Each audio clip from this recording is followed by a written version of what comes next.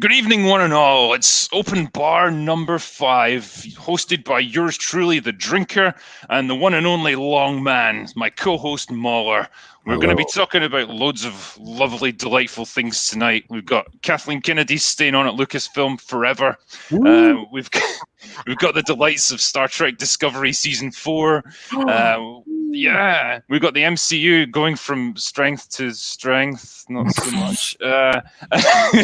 And yeah, I've been and seen Ghostbusters Afterlife, so there's quite a bit we can talk about today.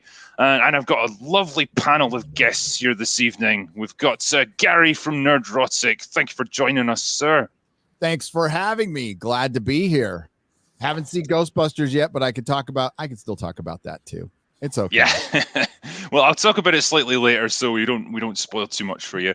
We've got the one and only Robert Meyer Burnett, sir. It's great to have you back again. It's great to have you back, sir. I can't tell you how much your videos mean to me. I especially like your one on villains or lack thereof. Yes. Yeah. And heroes, by the way. Mm-hmm. There's a lot of things we're lacking in cinema today. Heroes, villains, quality writing, maturity, anything really. It's kind of funny that, like, we talk about how much villains are fucked. It's like, yeah, not even as bad as heroes. Just, I miss a good villain, man. Don't remind me of that shit, man. Yeah, I remember when they used to be interesting and fun. It was great. And we've also got Andre from Midnight's Edge, and he's going to try and stay with us as long as his throat can hold out because he's a little bit under the weather today. But that just proves how much of a goddamn hero he is for coming on this stream. Well, thank you, and thanks for having me. And I also haven't seen the new Ghostbusters, but if you want any details on what happened with the previous one, you come to the right place. Well, it could be interesting to contrast, and really how that one came about, how this one came about, how everyone's mad that the new one's apparently hitting home runs with the fans. Yeah, it should be a good topic of conversation. But I know, that Gary and Robert are kind of chomping at the bit to talk about Star Trek Discovery, which has just come back for its 4th season, which is probably 3 seasons more than it deserved. Woo! Round of applause for Discovery. It's like Batwoman. It's the show that'll never die. Before we get into Star Trek Discovery and what happened in the most recent episode, which I also haven't seen, there's a reason for that. Because Yes, as we've been reporting for a while now, Netflix wanted out of the Star Trek Discovery game. And lo and behold, Star Trek Discovery is no longer on Netflix. So anyone who is now in a region where they don't have Paramount Plus have no legal way of watching Star Trek Discovery. So that basically means that if you are not in the US, in Canada, or Australia, I don't think there's anywhere else, you have no legal way of seeing Star Trek Discovery. Oh, no. Oh, no. And they did this 2 days before the new season premiered. Yeah. There was no warning. They announced it 2 days before the new season premiered. So if you were a Netflix subscriber in Europe, and one of the reasons you were is because you liked Star Trek Discovery, they just took it from you. Dude, I would say that if that was one of your reasons for subscribing to Netflix, I would say you have to revalue your entire life and existence. I wasn't going to judge that's anyone one thing, but still, yeah. If you had it anyway and you were looking forward to it, then you're out of luck. Across Europe, literally 12 people have been bitterly disappointed by this decision. Have they, though? When a company literally is like, "Hey, you can't buy it from us. If there's another way to get it, I guess you can't buy it from us." 2 days, that's the incompetence of Paramount. Aren't they going through their second or third group of leadership now? Like, don't they have they've gone through the last 18 months. It seems like they've gone through multiple CEOs, or I don't know, Yes. people in charge of streaming. It's a loser company. And it's obvious because people like George Cheeks, I point him out because he's the guy who said, when Alex Kurtzman walked in my office, I knew that was the guy to take Star Trek into the future.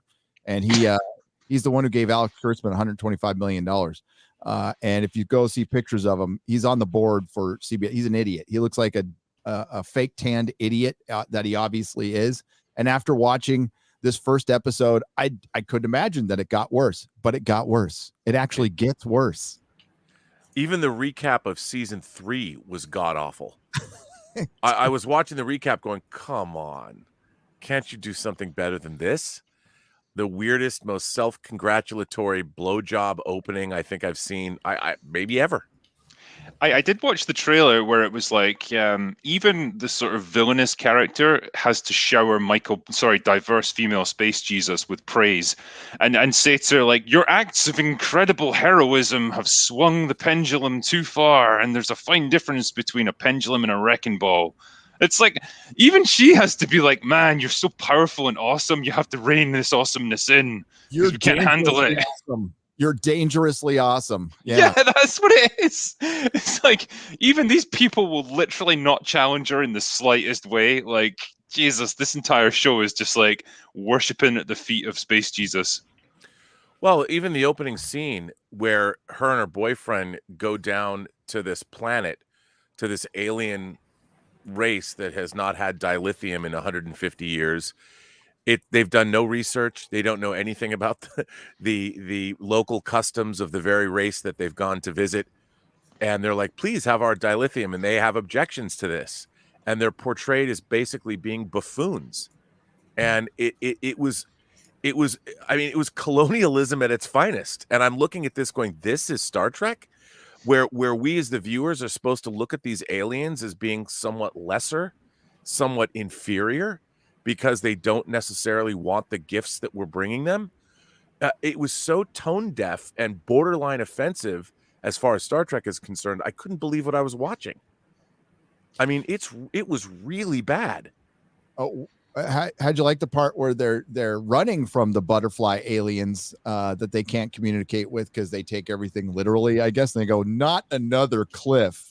Because like they're always jumping off cliffs in Star Trek. Remember when Cisco jumped off all of those cliffs? Well, yeah, it was a replay of the beginning of Star Trek Into Darkness. Yeah, they were to the point where they jumped off a cliff. And also written by Alex Kurtzman. I want to point out that showrunner Michelle Paradise, Alex Kurtzman, and Jenny Lumet were credited as the three writers who created this episode. See, I don't know how to feel about whether they, does it make me more mad that they would pilfer like classic Star Trek, like the movies or whatever, or does it make me more mad that they would pilfer the shitty like remake stuff that was crap to begin with, and it's like they're using that as their baseline for trying to like, craft these episodes now. It's like a remake of a remake, just stealing from the worst. I don't know which is worse. Well, and then in the next scene, they're reopening Starfleet Academy, presumably. Like what? People weren't being trained for the last 150 years. And course, the person giving the big speech is Michael Burnham. Well, of course, because she's responsible for it coming back. They said so. They spent 5 minutes telling us how she was responsible. Then she gave the speech right before she was insubordinate to Space Hillary Clinton. And of course, what did she say in her opening speech? She said, quote, "In this new world, all of you will go where no one has gone before." I wanted to punch the TV. I mean, literally, I'm listening to this and I'm thinking, this is what I would have written in the 4th grade when I was 10, and I would have patted myself on the back. I'd also like to point out in this time period, they would have been using where no man has gone before, because they didn't adopt where no one has gone before until Undiscovered Country. But hey, who cares? Like, well, there's no men in the show, so they can just assume they don't exist. I mean, they've removed masculinity. They made sure to do this. What about the Deep Space Beta?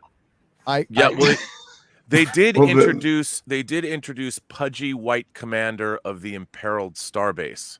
He was the beta on Deep Space Beta, though. Does he either get killed or like put in his place? He gets killed. And as soon as he stepped on the screen, I thought to myself, he'll be dead by the end of the episode. and this is a problem. They kill Starfleet officers willy-nilly, and we're supposed to, in a way, show they're dying because they're incompetent.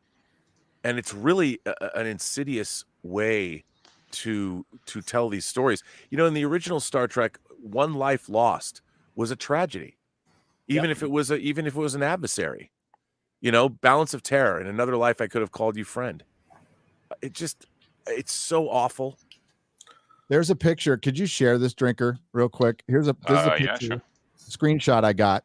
They wanted to make sure that it's hard to tell here, but there is no straight white males anywhere on this scene, and it was just it's so noticeable at this point, and not that I need it all the time, but you can tell that they went into the show going, we do not want any straight white males in this shot. And it's just a panning shot of diversity, and it's wonderful.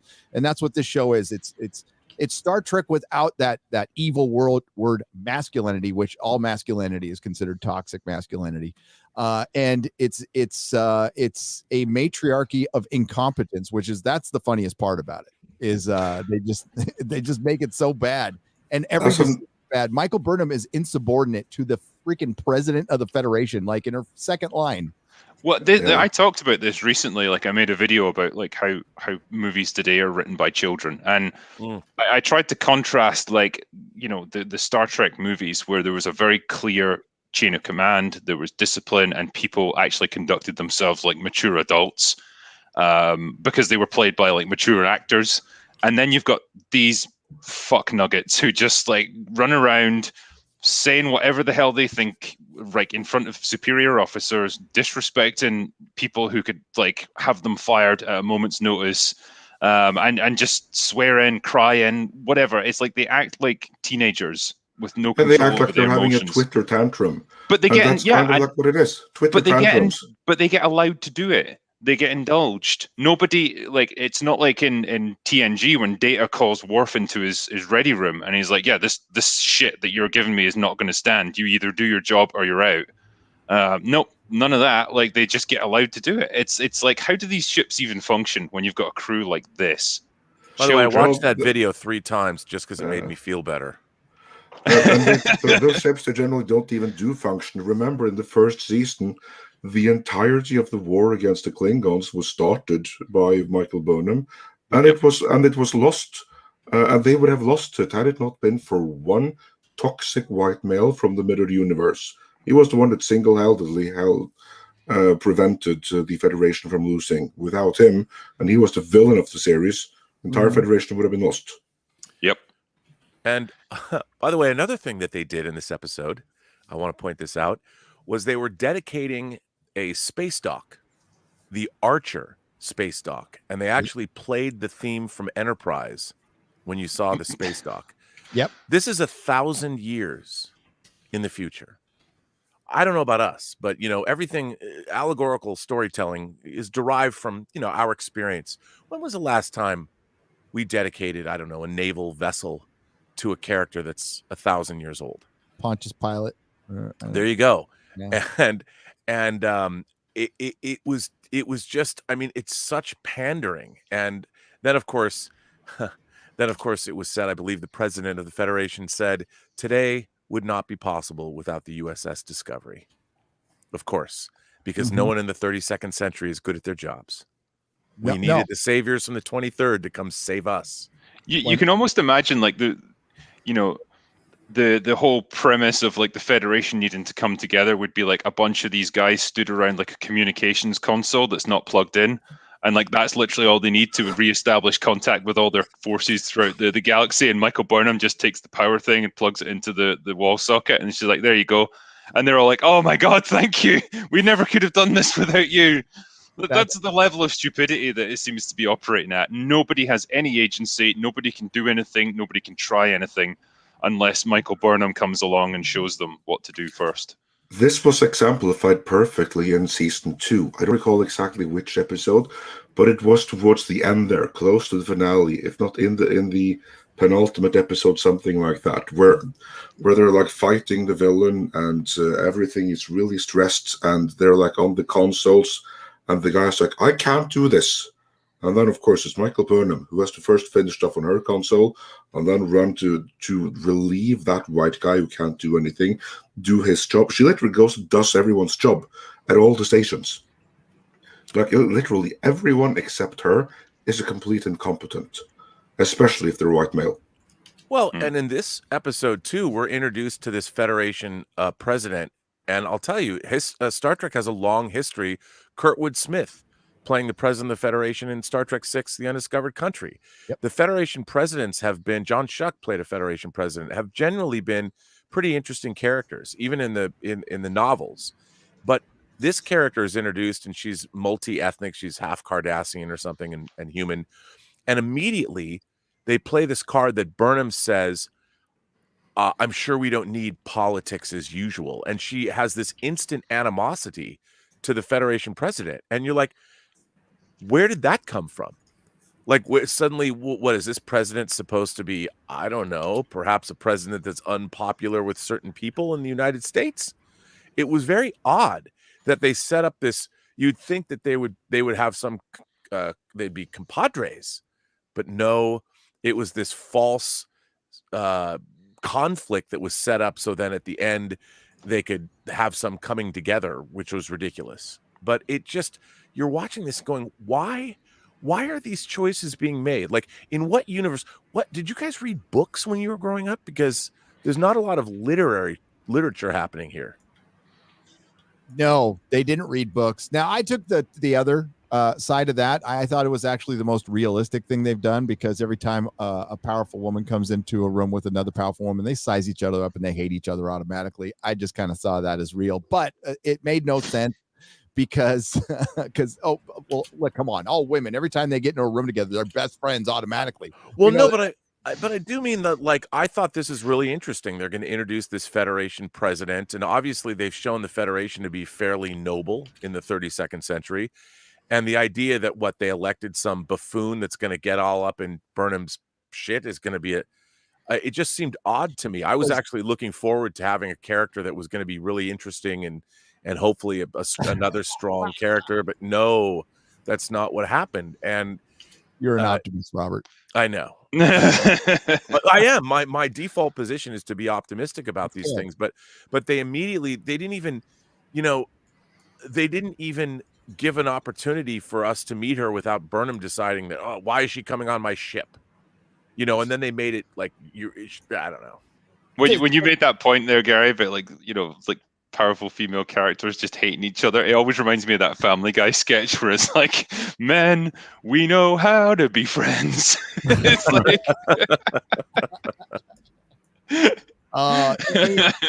the part of it where she's insubordinate, like almost immediately to the effing president, it just shows how dumb the show is. Like that. Well, this is their thing. Yeah, it's like any authority figure. She's just like, yeah, fuck you. I'm Michael Burnham, bitch. What you gonna do about it? Yep.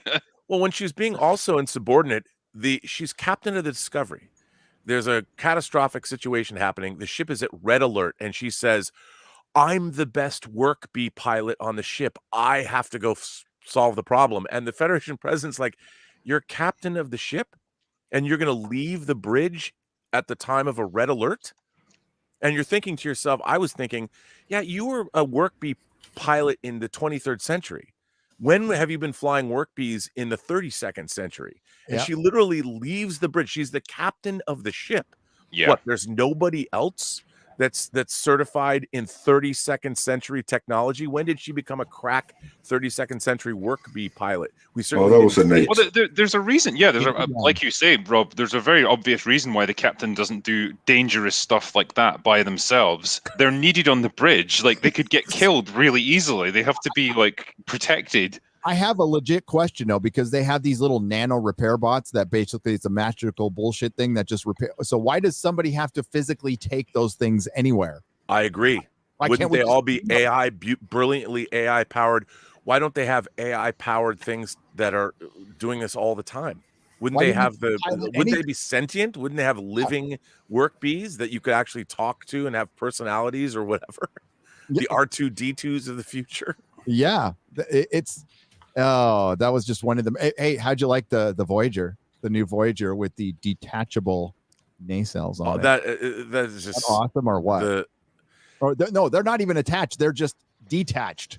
And I have to say that our white male captain of the Starbase was asked, how bad or what, how awful, how catastrophic is this? And his quote, he says, "One of my engineers called it a shit show, which is Earth for bad." Earth slang, a shit show, which is Earth for bad. I'm like, are you kidding me? Dialogue like this just makes me want to gouge my own eyes out. Like, this is not Star Trek. No. It's awful. Is this show ever going to die? Like, are we going to be here 20 years from now? Like, wow, like season 24 of Discovery, who could have predicted it? You know, like Michael Burnham's saving like not just the universe but the multiverse this time. What's its viewership? We don't know. Almost non-existent. Because they can hide it, can't they? Because it's a streaming service. That's exactly what they can. Estimates, like you have like third-party ways of doing estimates. And those are that the viewership is less than 1 million per episode. So we're basically talking subpar CW numbers. As for how long, I think that like they filmed season 4 and season 5 back to back. So they're going to call it season 4 and season 5, but in reality, it's an extended season 4 that they split up into. I'm not confident that there'll be more after that, but who knows? I mean, it's just even if they want to like hide their numbers, and so you don't know how badly the show's doing or whatever, they obviously know, and they know that they're not making any money out of it. And it really begs the question of what is the point? It's all about funding. It's a matter of who is funding this behind the scenes. And as we've been like hinting some time, at least part of the funding comes from external hedge funds and investors that don't necessarily expect a return on their investment. They're all about bringing the message out there, and they're very happy to take a loss to get the message out there. And that is, I don't know exactly how big a part of the funding, but that is part of the funding. Now, is that enough to offset all the other losses that Viacom CBS inevitably will have, especially now when they no longer have Netflix to pick up the bill? Because before, it used to be that Netflix would be the ones that picked up the bill. Yep. They were very unhappy with this very early on, which is why they passed on Picard and let Amazon take care of that. And now with Netflix out of the picture, let's hope that those external or let's for CBS, Viacom CBS's sake, hope that those external investors that don't want a return on their investment are really willing to open their wallets for more. It's content. I think it's just it might be that, but I think it's just there's a giant pool at Paramount Plus. They need as much stuff as they can possibly fit in, and I just think the bankers that run these companies who don't watch any of this stuff, they don't spend a second watching this. George Cheeks hasn't watched a minute of effing Star Trek. I think they just have this big pool, right? So, and it all goes into the pool. So each individual show isn't looked at like it is on broadcast television. Robert, you brought this up.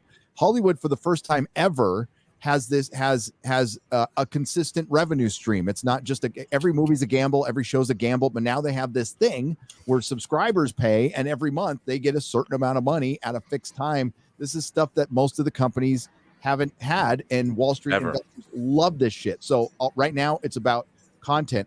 The one mistake I thought with all this money going around that we would have like a renaissance, but no, it's a renaissance of shite. It's a renaissance of creative bankruptcy. I couldn't agree with you more. I think what they're doing with Star Trek now is they have this brand. Star Trek was always a niche brand. It was never Star Wars. Because Star Trek in its previous form was inherently a show about elites. It was about being the best of the best. And the whole thing about Star Trek was that you could look at those characters and aspire to be them. Now we're getting Star Trek where all the viewers recognize themselves in the characters. Oh, look, there's Tilly. She's me.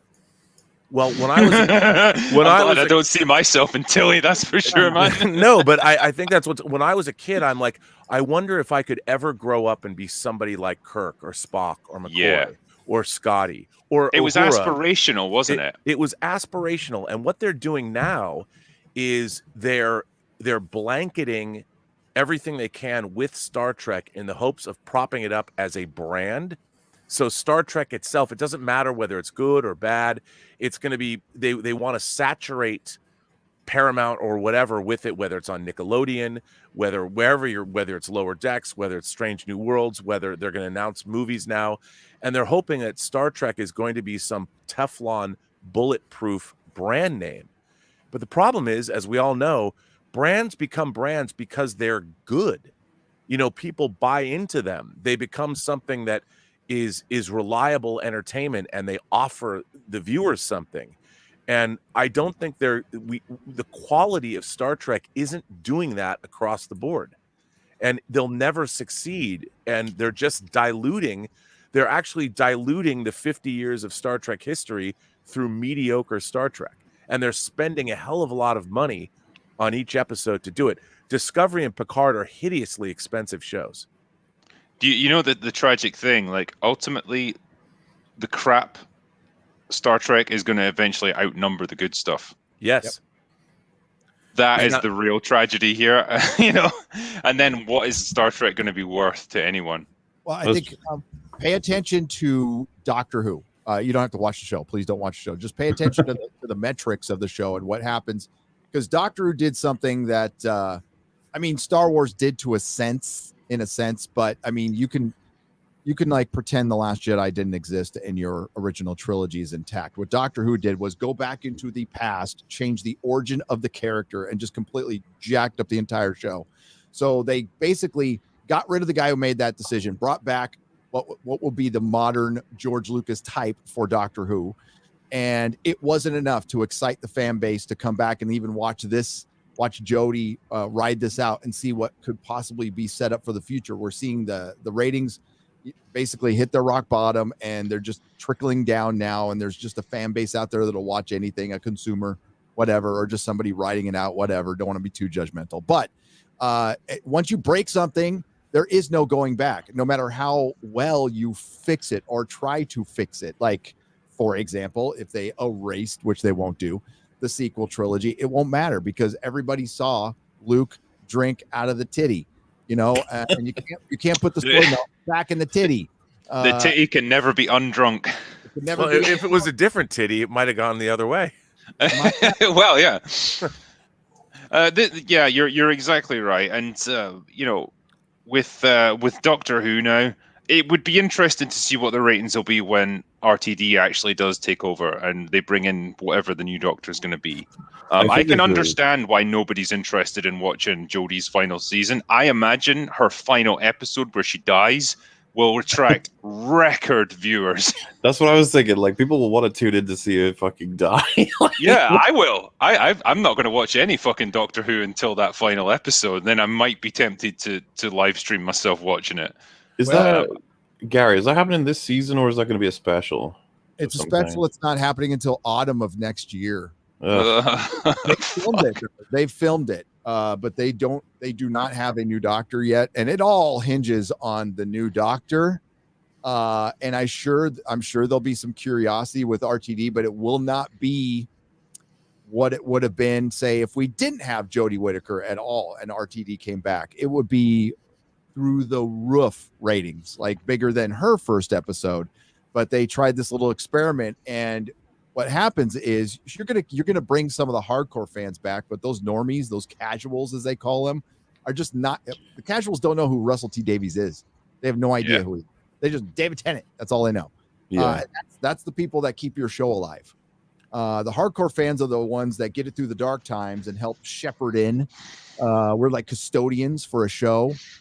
And there was a time when people like Rick Berman understood this, with Star Trek, and other people, but we're past that time now. I honestly, with Doctor Who, like if I was brought in to be the showrunner, my first act would be to say, I'm not going to produce any new shows for at least 3 or 4 years.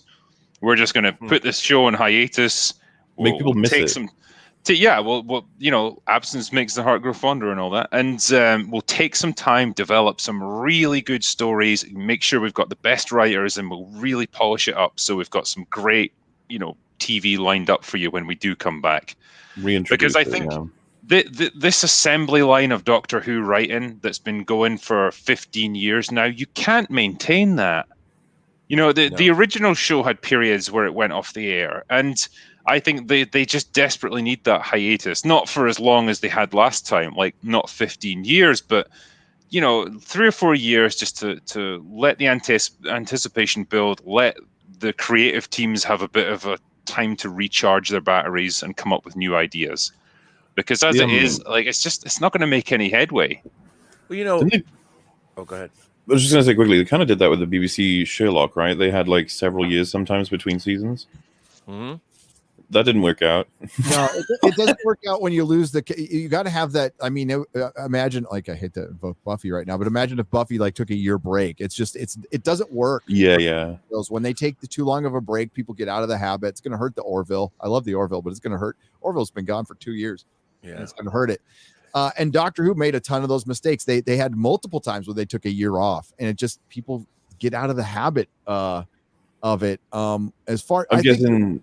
Always good stories to tell. It's the willingness to get the right people in, and we're talking about egos. I think you get a showrunner like Alex Kurtzman or Chris Chibnall, who are just bad. They're not going to hire anybody better than them. I'm guessing the kind of separation Drink is talking about is literally so that in our heads we can think of whatever comes in 3 years as this is a new thing. They're trying to, that it is necessarily connected, but there would be 3 eras at that point, like classic, new, and then I don't know, Neo or something. But we all would hope that there would be enough changes. But the thing is, I guess it's inevitable. There's a bit of entropy for Doctor Who, I suppose, because whenever I talk to Jay about this, it's like, yeah, we've had bad spells before. This is probably the worst spell ever, but like it is. Yeah, I mean, how many shows can run continuously for 15 years? None. There's only there's soap operas. Well, I mean, yeah, but they're kind of a special case, aren't they? Like, they're kind of a unique concept, and Doctor Who isn't a soap opera. Well, Star Trek under Berman, how long did it go? It was from it was 25 seasons over 18 years. I mean, yeah, pardon me, it was 25. 25. Yeah, it was 25. What do I want to say? It wasn't 25 seasons. Yeah, it was. It was 25 seasons over 18 years. That's correct. Yeah, and 87 till 2005. Yes. Yeah, and they reached creative burnout by the end. They did. Voyager burned out.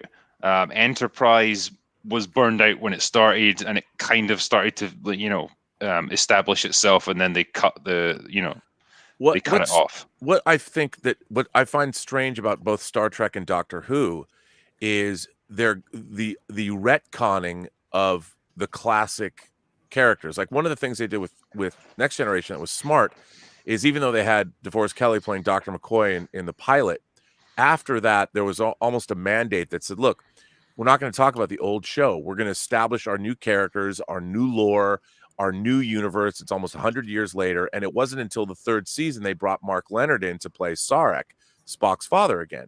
So they had 3 years of them establishing themselves on their own.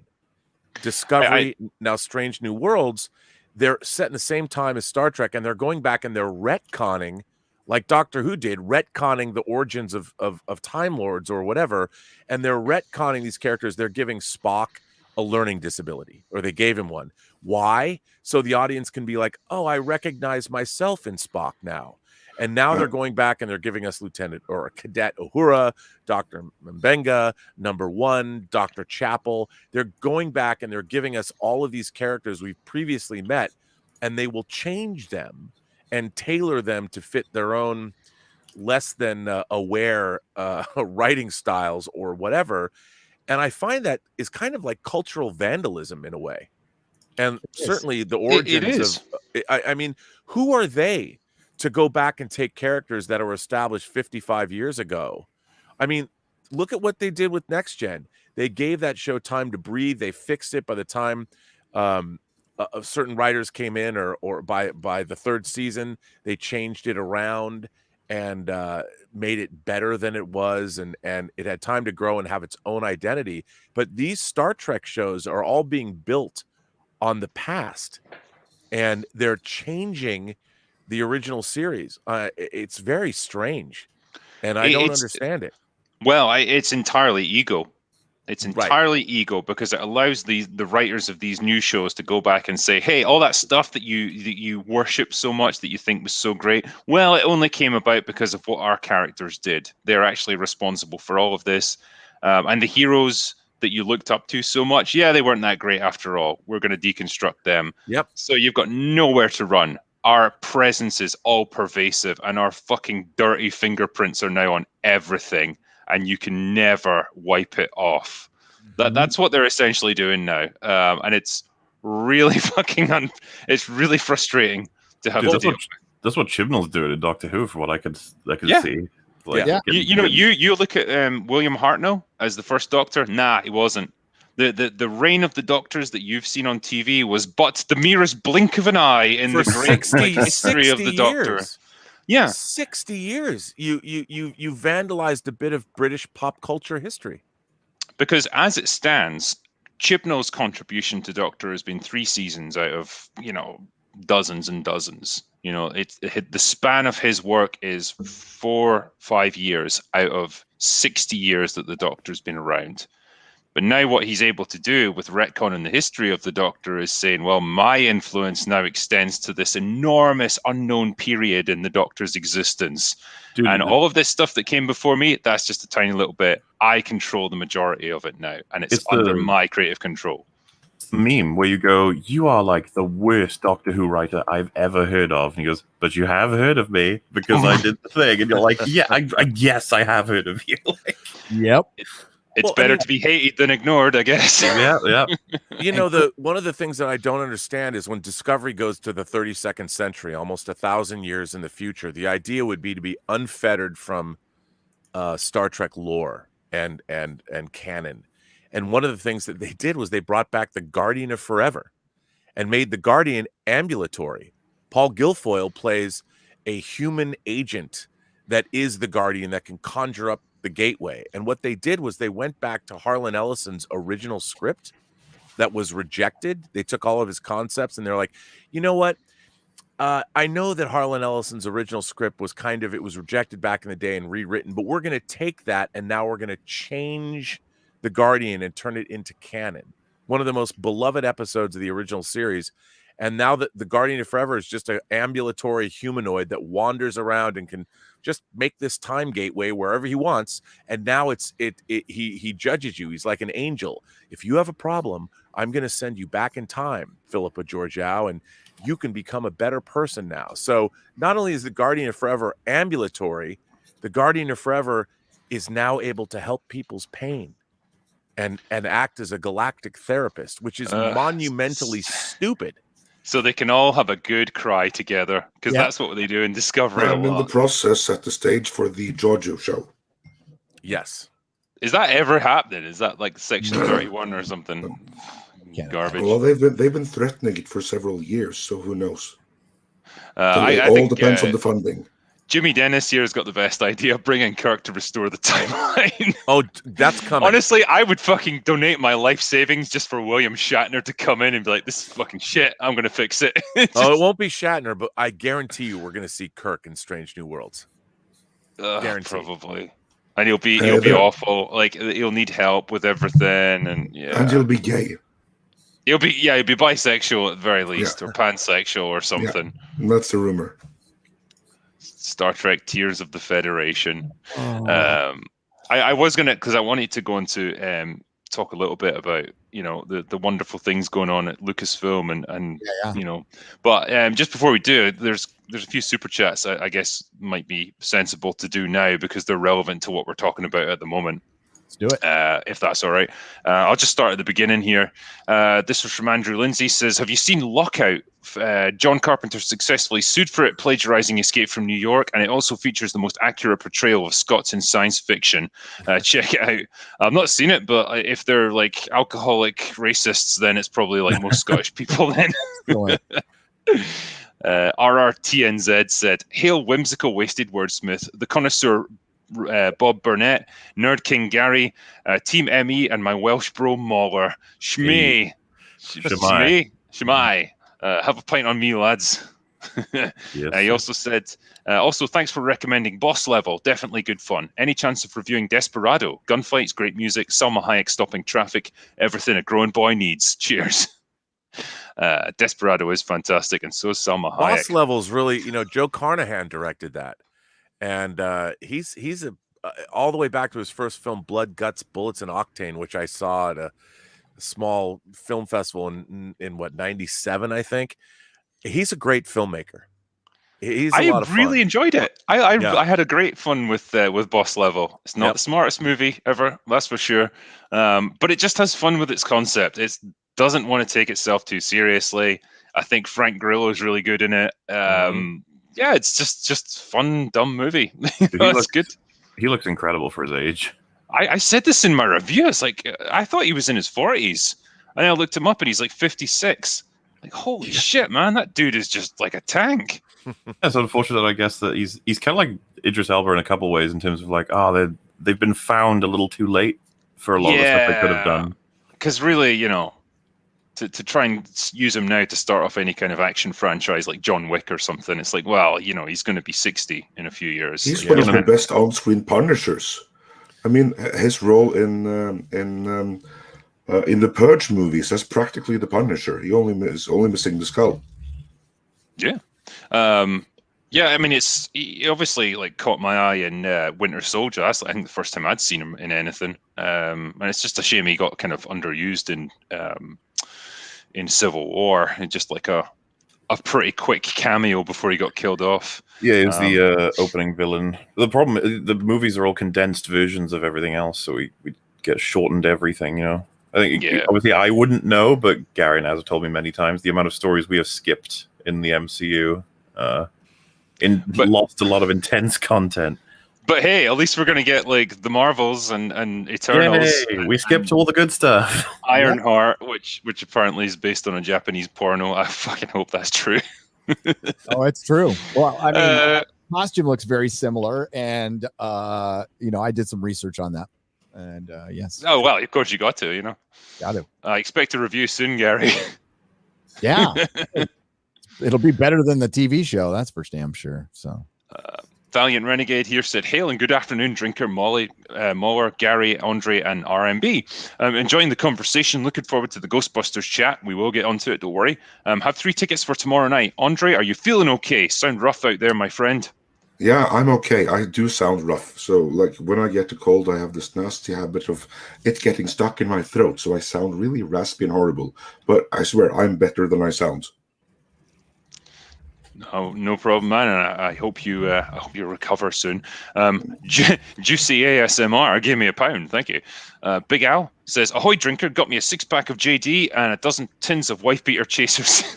So getting my super chat in before I'm too rat-legged to see what I'm typing. Thanks, man." Has Shandycoot. Currently recovering in hospital after a heart attack. Holy shit, man. Great way to spend my evening with the Drinker, and all hail to you. Well, thank you very much, man. And honestly, I wish you a speedy recovery. I hope you're feeling okay, mate, and I hope we can keep you entertained in hospital a little bit. Juxenhausen, not sure if this is allowed. Nah, it'll be fine. It was an honor to talk to you and chat Cobra Kai the other week. Truly a special moment for myself, and can't wait for the new season 2. Yeah, we did a Patreon live stream, so I was lucky that I was able to bring in this absolute legend who's an expert on all things Cobra Kai. So when I get around to reviewing season 4, I need to bring you in for a little bit of a live stream on that one. Unhinged, a day without the Drinker is like a day without sunshine or alcohol or drugs or sex. Well, you know, I try to provide all of those things. Ronin04, "Hey Drinker, got to check out the new Guardians of the Galaxy game. It's a blast. Great character designs, very story-driven, and gorgeous worlds." Do any of you guys know about that? I keep hearing it's good. Yeah, me too. I haven't played it either, but I want to. Everyone loves it. Yeah, which is a stark difference to the Avengers one that came out. Yeah, that was a bit of a disaster. Stark difference. Look at that. Oh, See what he did there. Cameron Love, "Drinker, me and Tatiana got caught sniffing glue outside Barlini. No, you didn't. She wouldn't do such a thing with you. Any chance of collecting my Monday book and paying my bail?" Well, you know, it depends how much it is, man. But thank you for your super chat. Drive-by commenter, "Hey fellas, a YouTuber I often watch says certain video games have a better advantage in doing subtle exposition than cinema. I wanted to get your take." Interesting.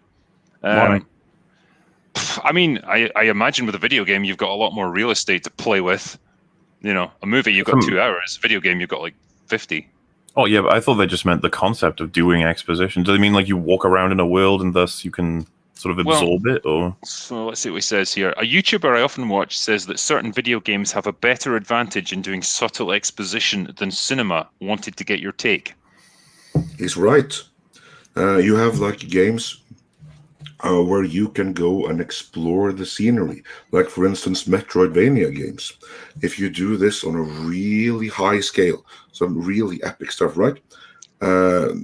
Where you can take hours, days, even depending on how you choose to do it, with branching paths and everything, to discover a hidden story. I see exactly where it's coming from.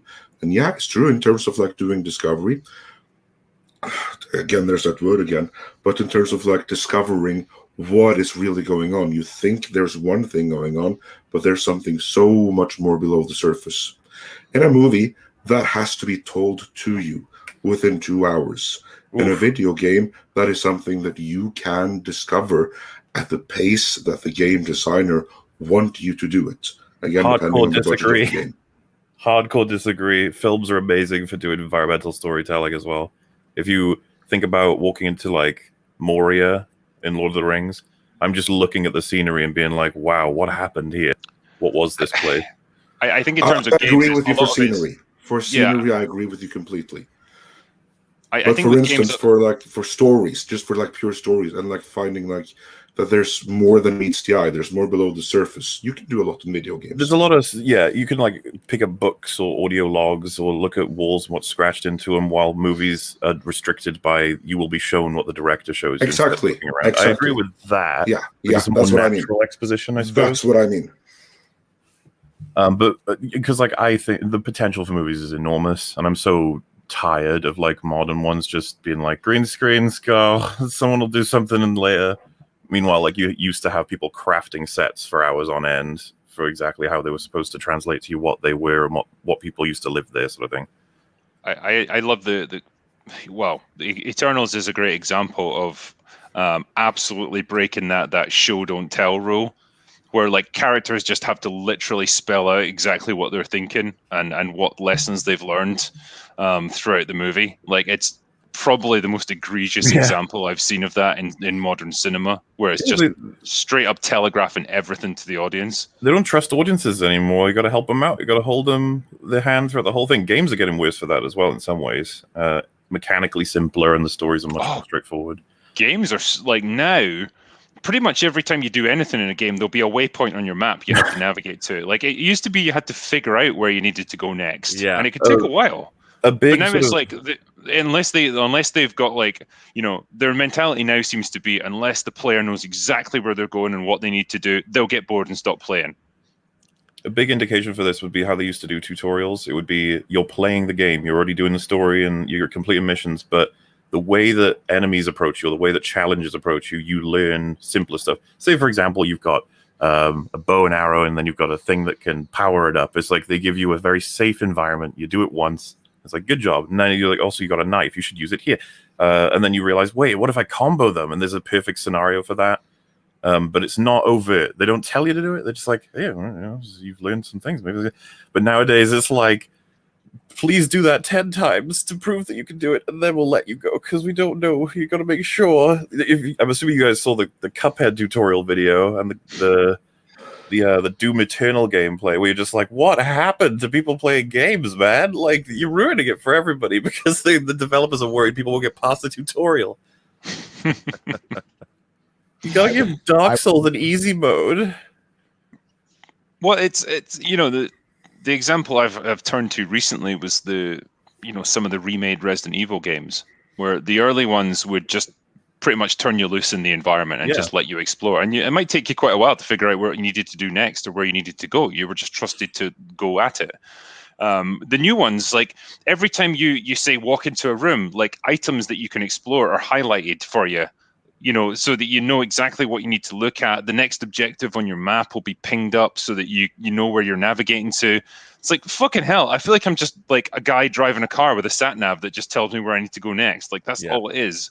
Did you guys ever play a game called Ico? It was a PlayStation. I meant to play so it was that. like Shadow of the Colossus was the sequel to that. Yeah, it was. Yeah, so in Ico, basically, you would go into these rooms in this giant castle, and you had to rescue this princess, but you had to get out of the room. But then no one told you where to go. You know, you had to figure it out. It was a complete logic puzzle, and you looked around at the room, and no one pointed you in the right direction, and you had to figure out, how am I going to get out of this room based on what was here? And they actually did an upgrade for it for the PlayStation 3, and I love that game because, I mean, I really would settle in and be like, how am I gonna? You had to think, you had to look around and use logic, and it didn't tell you what to do. It didn't point you in any direction. You had to figure it out yourself, and I love that. It's a scary world, man. Like in the original Dark Souls game, you'll have a sword, and then there'll be an enemy, and it's like press all the buttons on your controller, see what happens. Oh, which one hits it? Test it out. Go nuts. There's a lot of people out there who are like, I'm too scared. I can't just press a button. The game hasn't told me what I need to do yet. I can't take independent action.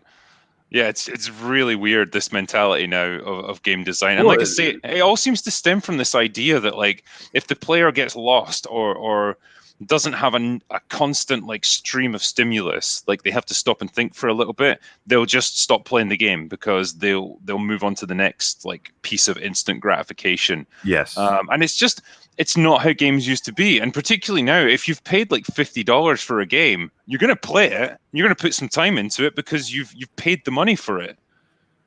I guess it blows my mind a little bit because it just matches movies as well. The production line sort of mentality where they picture the consumers just lying down with a mouth open and a big tube just goes over and sludge. Yeah. Deploy the sludge. They have a good argument for some of the stuff out there, you know. I mean, it seems to be working for a lot of people too. So like, a lot of people are happy with this sort of approach. Well, I remember text-based games back in the early 80s, man. You talk about frustrating finding the right word that you have to put. The Galaxy game was brilliant, man. That's the thing. It used to be a hell of a lot harder. Like the kids today would have no ability to play games that came back out in like 80s, 90s and stuff. I'd love to see them give a try to on Echo the Dolphin. See how that works out. Well, you get these. That's a nice pull, Andre. Yeah. Yeah, I was going to say as well, like the other thing I was that's been in the news over the past week or so was that well, good news and bad news, I guess, from Lucasfilm, depending on your point of view. Like on the one hand, Kathleen Kennedy has been renewed for another 3 years apparently, so yay. Tragically, Rian Johnson's Star Wars trilogy seems to have been shelved. Oh no, who could have ever predicted this? Can we hold a funeral? Yeah.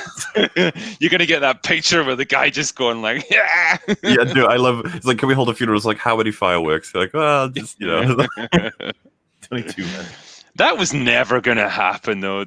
Like, it honestly feels like, the sort of thing that was mentioned at a cocktail party. Like, Rian Johnson was like, I could probably come up with a trilogy for you, Kathleen. She was like, yeah, cool, let's do it. And he's like, whoa, what? I didn't actually mean it. I was just like talking offhand, You have to imagine part of the final straw would be something like, Taika Waititi, yeah, go nuts, stop producing it, or whatever it is. He's just like, what about my trilogy? There's like, just wait, we'll get to you. You'll have your trilogy eventually. Well, he actually is producing a Star Wars movie, and that one I've heard is in trouble too. I think all of it's in trouble over there. It all is. Everything is. Yeah. Because everything's been shelved, hasn't it? Like Rogue Squadron's been shelved. Rian Johnson's trilogy's been shelved. Well, you know what it was, Drinker? She wanted another rape scene, and they were like, "No, we can't do that in Star Wars." And she was like, "Wow, this is creatively just too much. I'm out." Yeah. Yeah. I think Disney's stock, I'll check it right now, but it wasn't doing well, and it started trending down when the investors just kind of woke up and realized that it's just not going to be Mandalorians all the time, and Disney Plus doesn't have a ton of content, and that soured the investors, I guess. And plus, the economy's about to take a crap here, but after that, Disney shifted their focus. Like they are going to start putting more. I think Disney Plus is their focus now, and has been their focus, and will remain their focus. And the one thing that's working for Star Wars is mucking around with the Mandalorian. I think that's just what they're going to do. Where do you take Star Wars from here? They know for a fact the next Star Wars movie, if it was the Patty Jenkins one, it would probably bomb. It wouldn't do very well. I mean, I wouldn't trust Patty Jenkins. No. I wouldn't trust her to write a fucking greeting card. Like whatever talent she has as a director, that does not translate into creative writing, because Wonder Woman 1984 was a goddamn disaster from start to finish. I always want to remind people she fought with the studio to get all the things that she wanted in there. It's like they were rational minds in the studio who just like didn't want this to happen. Imagine the impact another Solo would have on just the image of Star Wars. Like even it would hurt what good they have going, and they've already screwed that up. The Mandalorian screwed up. So if they come out with a single Star Wars movie and it's just a dud, then the perception of the brand takes a huge hit. The brand's fucked, man. It's fucked. After Rise of Skywalker, well, the whole sequel trilogy and Solo, it's nobody cares about it anymore. I think people have even moved beyond anger at how they've treated it to just apathy. Yeah. And we're going to make money though. Yeah, well, I mean, as Mandalorian, as much as everyone loved that bit when Luke came back for like 10 seconds. That's not enough to like reinvigorate the entire franchise, and that's only the hardcore people that would have watched and cared about the Mandalorian. EFAP has been consistently the Grinch on that scene. Okay, I don't blame you in the slightest. It was absolute shameless fan service. It was undeniably effective. Because sometimes the simplest things are the most effective, but it was just contrived as fuck to make that happen. And they're going to need to do that to keep people around. But I talked about a little bit in my last video about just the perception of a brand's success. Marvel has been living off their perception the last year, and that's why I believe this is just the theory. The critics finally turned on Marvel with the Eternals because they just got tired of defending their crap this year, and we've had so much crap this year. I guess people are starting to wake up to it, and that whole perception is what helped Shang-Chi, is what helped Black Widow even have the weekends they had, was just the Marvel brand. And undeniably it's been the best brand, and whether some movies are good, some movies are bad, it's a strong brand. People freaking love it, and there's people in EFAP's chats and my chats defending the hell out of Eternals to this very day because of why? Look, I'll say I do. I'll defend it. But I think one of the problems that we have, especially over at Disney, especially with Star Wars, is that corporate interests are diametrically opposed to storytelling interests, because corporations want to have things on spreadsheets. They're like, what makes Star Wars successful? And they tick down these boxes and they're like, oh, we'll have this, we'll have this, we'll have this. But that's not how storytelling works. And so you can't quantify on a spreadsheet. You can say, well, great stories have these elements, but that doesn't mean if you tell another story and have all of those elements in that story, that story is going to work. So you can't quantify on a spreadsheet what makes a great story. And Disney with Star Wars, when they bought it, they're like, well, we just spent $4 billion. So how do we justify that to our stockbroker or our shareholders? How do we? So, well, the safest bet would be to emulate what already worked. And what that from a corporate standpoint is fine.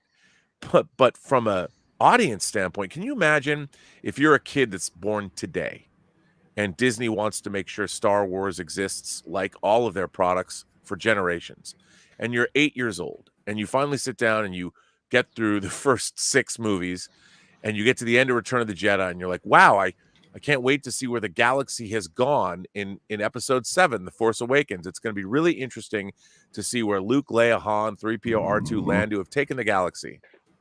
And you get to The Force Awakens and you're like, wait, what? Huh? What the hell is this? All of our characters are idiots. You allowed the First Order to build this ridiculously stupid Starkiller base in striking distance of the heart of the Republic. How did this happen? What are you people stupid? It's like, why is the Millennium Falcon sitting on a planet?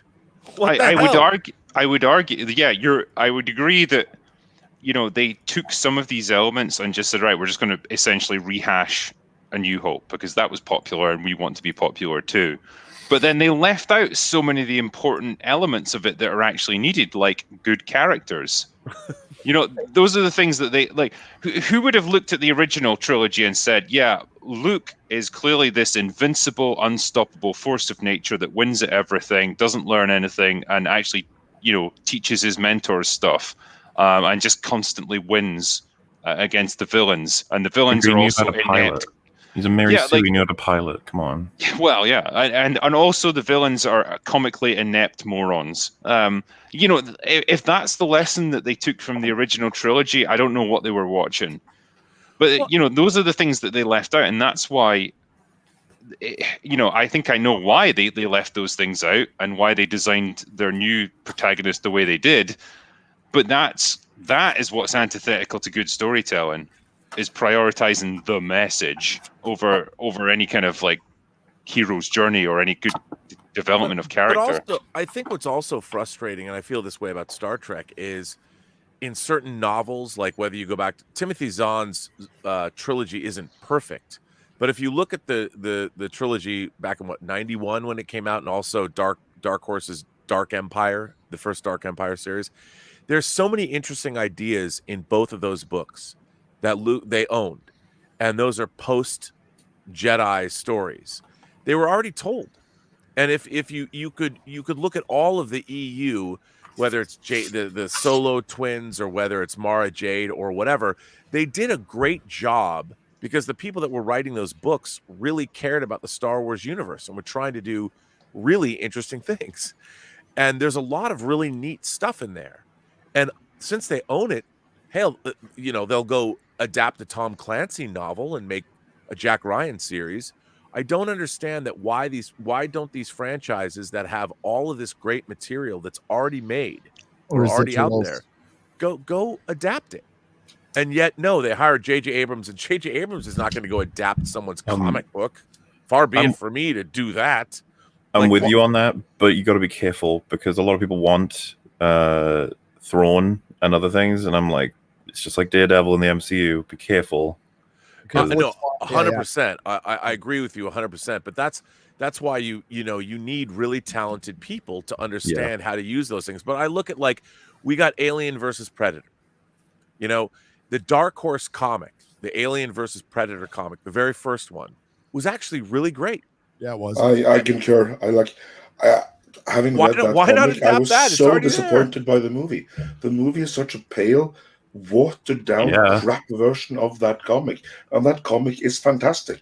It's fantastic. They got Paul W.S. Anderson. Like, that's not who you want to make that. Actually, the biggest problem there wasn't Anderson; it was Rothman. But Tom Rothman, he was the one that mandated, no, this has to be relatable, so we have to set it on Earth, and for budget purposes, it has to be set today. And in doing so, he had already destroyed the two appealing things with the comic. Namely, it's set in outer space in a distant future after the events of the Alien movie. So it kind of like doesn't conflict with anything. But by doing that, it clashed with both the Alien and Predator franchises. So it's like two negatives for the price of one. That was a Rothman call, not the Paul J. Anderson call. But don't worry, Andre. They're going to be making a new Predator movie set during, 500 years ago in America. In principle, they're not going to be making it. It's done. It's done. It's done. Yeah. And it was taken from a Dark Horse comic. That whole Go figure. Somebody thought, okay, the principle of doing that is fine. Then it's all about the execution. But the idea. Wait. So couldn't I flip that though? Because technically speaking, I feel like you could make a good movie theoretically of Alien vs Predator on Earth, but execution-wise, like, we still blame Paul W.S. Anderson to some degree, right? He made all the Resident Evil movies. I'm not exactly looking to defend his work, except Event Horizon. I like that movie. I do too. I'm a big Event Horizon fan. Yeah, I mean, it's obviously derivative of the things, but the central conceit of it, this. I love system, it. The Cenobites could show up. It'd be great. Yeah. How's the TV series coming along? Do you know? I don't know. I hope it happens because that would be cool. One of the greatest tragedies of modern Hollywood is that they lost all of that extra footage from Event Horizon. Dude, and it was insane. They had porn stars and all. Yeah.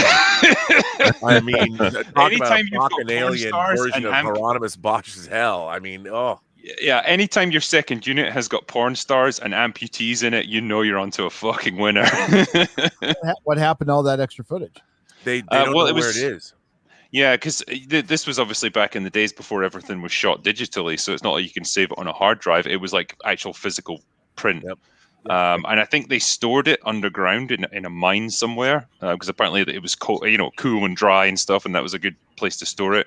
And whatever footage they'd left there, it just perished over the years, and like it was unusable, because they did try to retrieve it so they could make like a director's cut. And yeah, it's gone, and the only option would be to reshoot the whole thing, which you can't do now. It'd be pointless. And it's just such a shame, because apparently the original cut of the movie was fucking wild, man. Yeah, and they couldn't. It was going to be X-rated. Well, the executives were like passing out and stuff from watching it, and like it's just brilliant. I'd love to see what they actually produced there.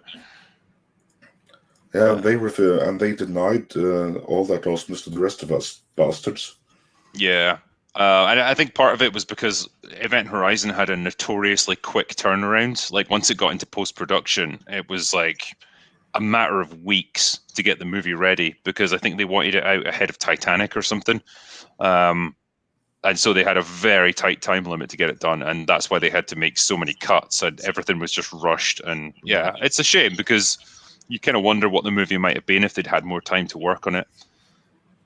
I think it would have had a lot of bite. I mean, I think it's still a very respectable genre film.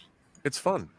Yeah, I like that merging of like science and like the supernatural horror, like demonic horror.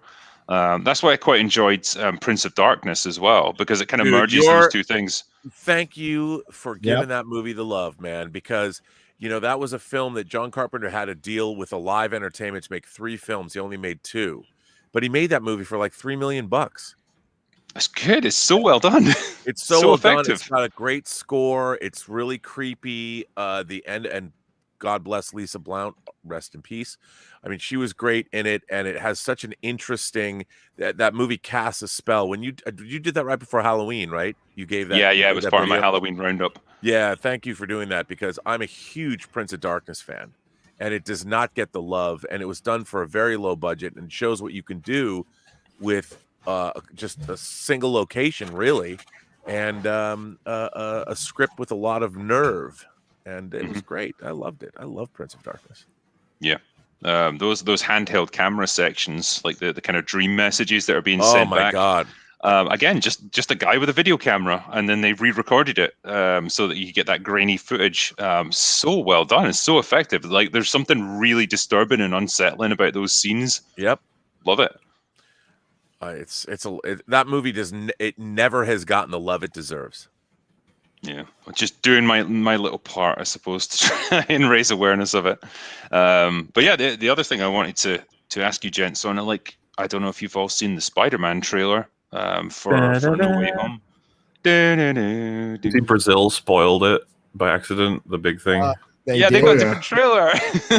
The worst kept secret in Hollywood.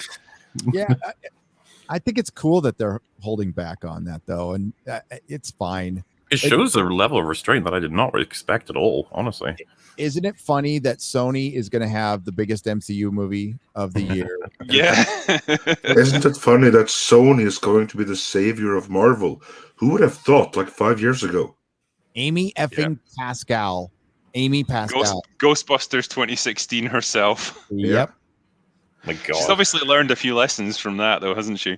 I don't know how much she has to do creatively with this, though. I think that she has about as much influence on Spider-Man and Venom nowadays as Kathleen Kennedy does over Star Wars. I don't know about that. But, her production company's in charge of it. Like, she put herself in charge of Spider-Man at Sony before she bailed. That was like that she did. Smartest. That she did. That was part of the deal. But certainly with Venom, she only has so much to do. I think. Yeah, well, I mean, in terms of Sony and Marvel, like, Spider-Man is like 90% Marvel that are in charge of this one, isn't it? And Venom was much more a Sony production. If I'm right, like, well, Sony does control the Spider-Man franchise, but they own the rights to it. But I mean, in terms of like the actual production of this, they've outsourced production to Marvel. Yeah. Basically, what happens so is that it's essentially just Sony a Marvel movie. Yeah, Sony has hired Marvel to do the movie for them, and then there's like a greater cooperation right now where Marvel has a bigger stake of ownership in the movie than they did before. I don't recall the exact breakdown, but it's much more than before. Like before, for the previous two, they were basically just they owned like a 10% stake or something, whereas now it's like up to 25%, something like that. Yeah. Well, let me ask you guys. Look, I love me the multiverse. I'm a Marvel Comics fan since I was a little kid. I kind of want to see a movie where it's just about Spider-Man. Like, this film seems that Spider-Man's almost a guest star in his own movie. Doctor Strange, most of the Sinister. Don't you understand, haven't had Rob? that since 2012. This is how Marvel movies have to be done, though. Everything has to tie into the next product and the next thing, like launching the next superhero franchise. None of it can ever just be about the character. It always has to be about launching the next stage. Yeah, instead of like taking a break after Endgame and bringing things back down to street level, basically, to rebuild. That's what I thought that they would. I thought the third movie would be called Homefront, and Spider-Man would come home, and there would be something you'd get your friendly neighborhood Spider-Man story, and it wouldn't be this apocalyptic reality bending thing. And while the youngster in me is excited to see all of this, great. And I do know that there are other characters that no one even knows of that are in this movie. Other Marvel characters. Ben Affleck, Daredevil. Shrek? No. Ghost Rider? No, all I can say is that there might be previously announced upcoming Marvel characters that you might see in this movie for the first time. Right. But that's all I'm going to say. Moon Knight. Not going to say no. That would be awesome though. If it was Moon Knight, I would say, because I love Moon Knight. She-Hulk. Wait, are you saying that you're not saying because it's bad? No, it's awesome. Actually, if it's okay. It's are they awesome. Gonna bring in like America Chavez or Miss Marvel? Because then nope. Awesome. I'm not. I can't. I'm already. We're gonna get it out, yeah. But no. But it's pretty cool. It'll be pretty. But I still think that Nicholas Hammond. That would be cool too. Yeah. But I just think that I want to see I would love to go back like after Moonraker. Bond goes into space, and then we get For Your Eyes Only, which becomes a more stripped down, such as it was, spy thriller. I really would love to see a Spider-Man movie where he just doesn't really get out of the neighborhood, and give me a great character story about Peter Parker coming to grips with something that doesn't happen, doesn't have reality ripping above his head. I have all of the things to say. So, first of all, if we look at it as a trilogy, it has gone from neighborhood to going to different countries to worldwide multiversal destruction. I hope in the college years, because this is what I've always hoped they're going to do with him, is the second trilogy will be he's a very young adult and he actually has to deal with the money problems and the girlfriends and stuff like that side of Spider-Man. I know, Gary. It's not like we don't know what we're gonna get. He could be killed. I know. But the Spider Boy in his first movie, he was an assistant. He was help. I don't mind him being Spider Boy when he's 15. Like I want to see Spider Man when he's getting old. I love the idea of seeing the whole arc. I want to see it all. I want all the trilogies. I just worry about MCU making it right. The other thing I was gonna say was that this movie, I'm much more inclined to side with you guys and with what Drinker said, right? I'm pretty sure this is just, look, it's all your favorite keys, jangle. There's a chance this movie is going to be very significantly about him realizing he cannot keep fucking up, because that's what all of his movies are about. Someone's going to die. Someone is going to die. You want to know? Oh, no. I'm not going to tell you. Well, I mean, MJ's going to die. Kill her. Kill her. My money's currently Zendaya's got June to do. My money's currently on Ned, because then they can introduce Harry as the best friend for the next trilogy if they do it that way. Hey, by the way, was that Harry Osborn in the trailer? I thought James Franco was canceled from. There's no way James Franco's been allowed on set. So. No. Well, we have another Harry Osborn, don't we? Another Harry Osborn, because that was he was in a hood, and that was. But the movie looks like we're going to get Andrew Garfield Spider-Man talking about all the stuff that he's lost and what he's learned. Tobey Maguire Spider-Man doing possibly the same things, because he's probably had you could argue out of the three Spider-Man, Andrew Garfield's had the roughest life. There's obviously speculation about whether or not he'll die. I think Tom Holland has the chance to learn a lot in this film, and for it to very much be focused around him. Isn't this thing coming up to 3 hours? So like, it's close. It's the second longest Marvel movie. We have a chance that it will be good for his character, but I'm much more cynical than that. I have a feeling it's going to be CGI everywhere. Holland character study, then why would you bring in two major distractions? And like, they can teach him shit, right? To tell you where his character's at, like people are excited to see Andrew Garfield, okay, who was not in good Spider-Man movies. Those Spider-Man movies, like the first one, yeah, but people like him. The second one sucked. It was terrible. It was agreed, garbage. But people liked him, right? I'm amazed they got him back. Actually, well, okay, wait, knocked him over. Yeah, by the way, just to say real quick, my son was very excited for him to come back. To be perfectly clear, because I do agree with you, but if they confirmed Ben Affleck, Daredevil, and Halle Berry, Catwoman, as absurd as that is, doesn't make any sense at all. I would be excited. I'd be like, fuck yeah, bring him back. Imagine they said fucking Nicolas Cage Ghost Rider's in this thing. I'd be so happy about that. And if someone said, well, those movies aren't that good, I'd be like, I don't care that the movies aren't that good. I just want to see it. That's neat. Well, you've got good actors in shit movies, and you always hope that they'll get a chance to redeem themselves. I will stand Ghost Rider 2. I will stand by. But yeah, with Andrew Garfield, it's like, okay, you were lumbered with shitty scripts, and your Spider-Man tenure was a failure, but you're a good actor and you gave it your best. And if this is a chance for you to like have a little bit of redemption, hey, go for it. Everyone likes that. There's a chance that this might be your favorite of the trilogy, Gary. What about that? Could you imagine? It probably will be. Yeah. I just want to see Tobey Maguire back. I'm just happy to see him doing Spider-Man again. Well, I'm assuming you guys will be happy to see Tom Holland make a mistake to the point where someone in his life dies and he learns a lot from that. I assume Tom Holland could have been the best Spider-Man if they did it right. I think he bring him in young. If you want to do that, fine. And like sign him for like 9 pictures and watch Tom Holland grow up and go right to Ditko, to Ramita. And this is Marvel. This isn't Sony adapted. Well, it is technically, but Marvel's stepping in. This is the company that owns Spider-Man. Spider-Man is your Mickey Mouse. He is the freaking symbol of your brand. And you did him like that? Like it just makes me fear for the Fantastic Four, how they're going to get brought in. I think the Eternals is pretty much getting us ready for that. I think that's. Yep. I mean, there's only 4 of them versus like 20 of the Eternals. So let's not forget about Victoria von Doom. So yeah. I was going to say, Andre's let me know that he's unfortunately out of time and he's going to have to sadly drop out now. But I just wanted to say, man, it's been great to have you on tonight. I'm sorry you're a little bit under the weather, but I appreciate you coming on for this stream, man. When you have kids in kindergarten, that happens. And for those wondering, no, it's not a goof. So yeah, that's the negative and everything. But yeah, no, thanks for having me. It's been a pleasure as always. Sorry, my voice was a little bit raspy, but hope to be, next time I'll be fit for fight and stay here longer. Yeah. We'll have you on again sometime, man. Yeah, awesome. All right, excellent. And speaking of like movies, because that's something I spoke with the drinker of earlier. I haven't seen Ghostbusters yet because that doesn't open in Norway for another 2 weeks. But you know what does open earlier in Norway? Spider-Man. So I do look forward to coming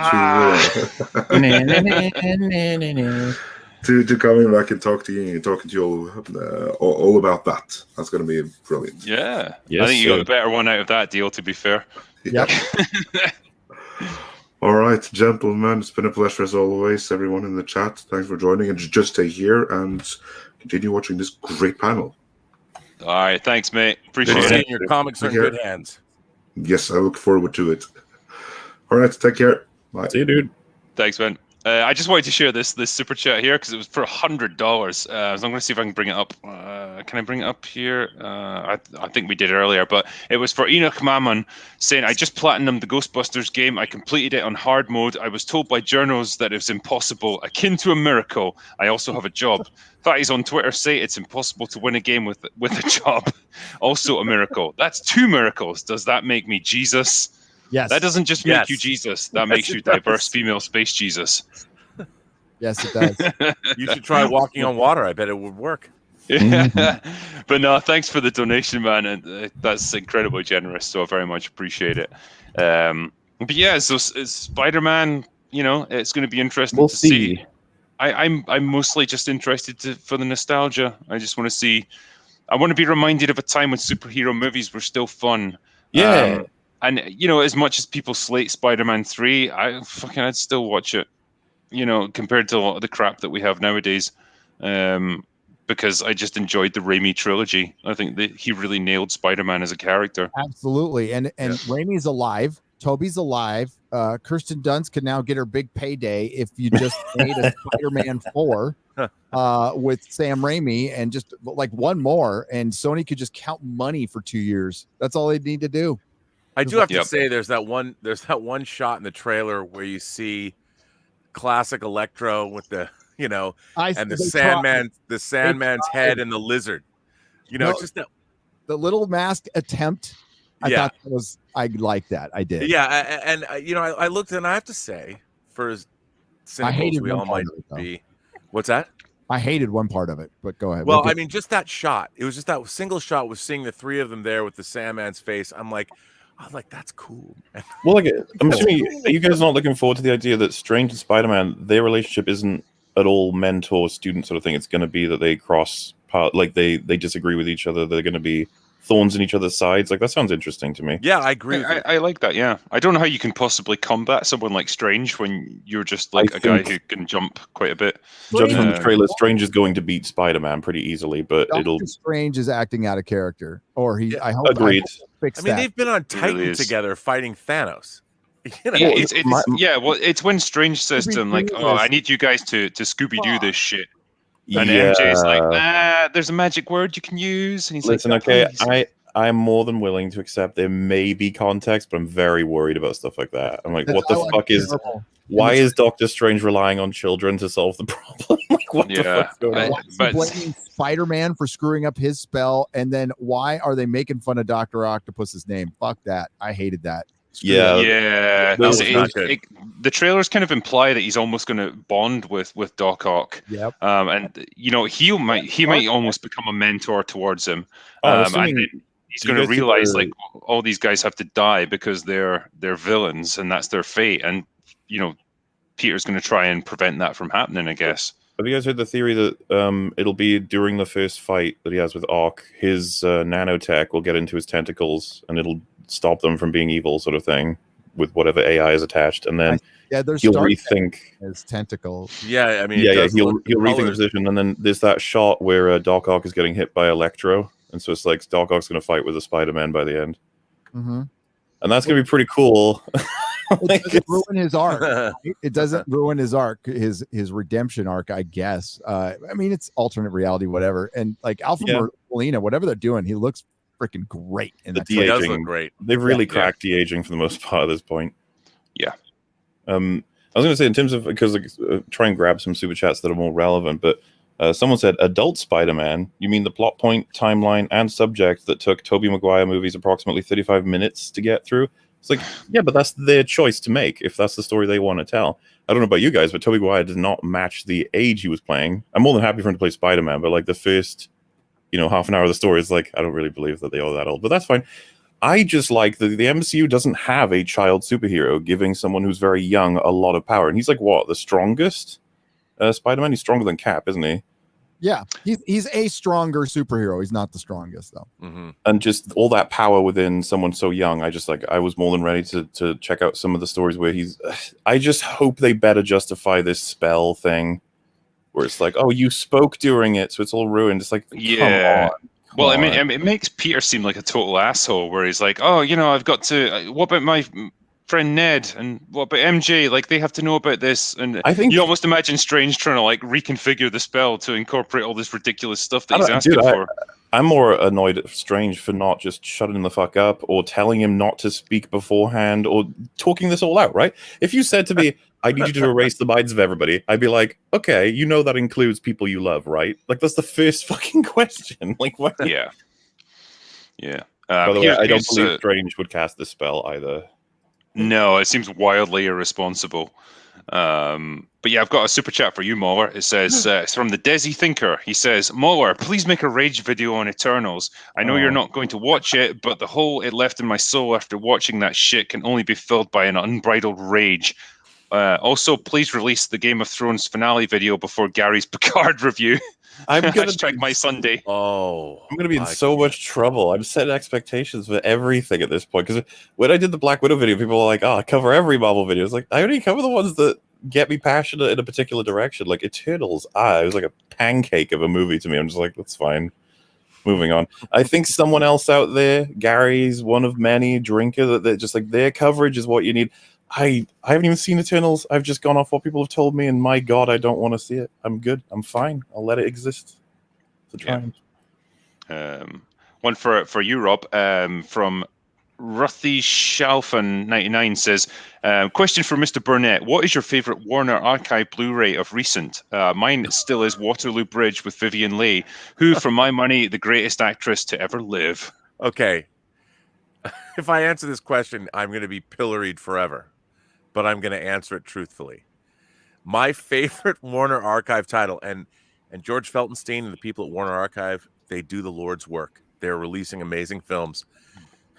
But the Warner Archive title I love the most is the Rankin and Bass TV movie, The Bermuda Depths. What? I know. It's from the late 70s. It was a co-production between Rankin and Bass and I don't want to say Toho, but a Japanese studio doing the visual effects. It stars Connie Selica. And it's a love story, and I never thought anybody would put it out on Blu-ray. But what Warner Archive did was they didn't just put it out. They put out the TV version, and then they released the foreign theatrical version on the same disc. Now, it was a film I saw when I was probably 11, and it meant something to me. It's about a giant, monstrous turtle and a ghost woman who comes to a kid on a beach, and they carve their initials in this turtle that's little. It turns into a giant monster Gamera turtle that can't fly. I can't tell you how much I love Bermuda Depths. I'm sold. A ghost and a monstrous sea turtle. I got to tell you, I don't know if it'll work for anybody as an adult, but the fact that they put it out, that shows the level of commitment that Warner Archive is willing to go to. Fair dues. Good answer. I think I've got a solution, by the way, to the incongruity of Doctor Strange. He's actually Agatha Harkness. No. It was Agatha all along. He was Agatha all along. It's bad that I kind of do hope that he's like been affected, mind controlled, or he's Mephisto or something. Because I'm just like, I don't want to deal with him being an idiot. Please don't. Yeah. Question here from Noble Prince says, hail to all you connoisseurs of culture and cinema. What are some of your favorite movie franchises? Mine are Lord of the Rings, best movies of all time. OG Star Wars, not Disney Star Wars, fuck Disney, and James Bond. Used to love the MCU. Franchises? Lord of the Rings are the best. It's the best trilogy ever made. Yeah, I used to love Star Trek. Well, I mean, I still do actually. Fuck New Trek. I'm just going to pretend it doesn't exist. I still love the original movies and TNG and the original series. Yep. And you can't ever take that away from me, Kurtzman, you prick. I mean, can I make the same argument for Terminator?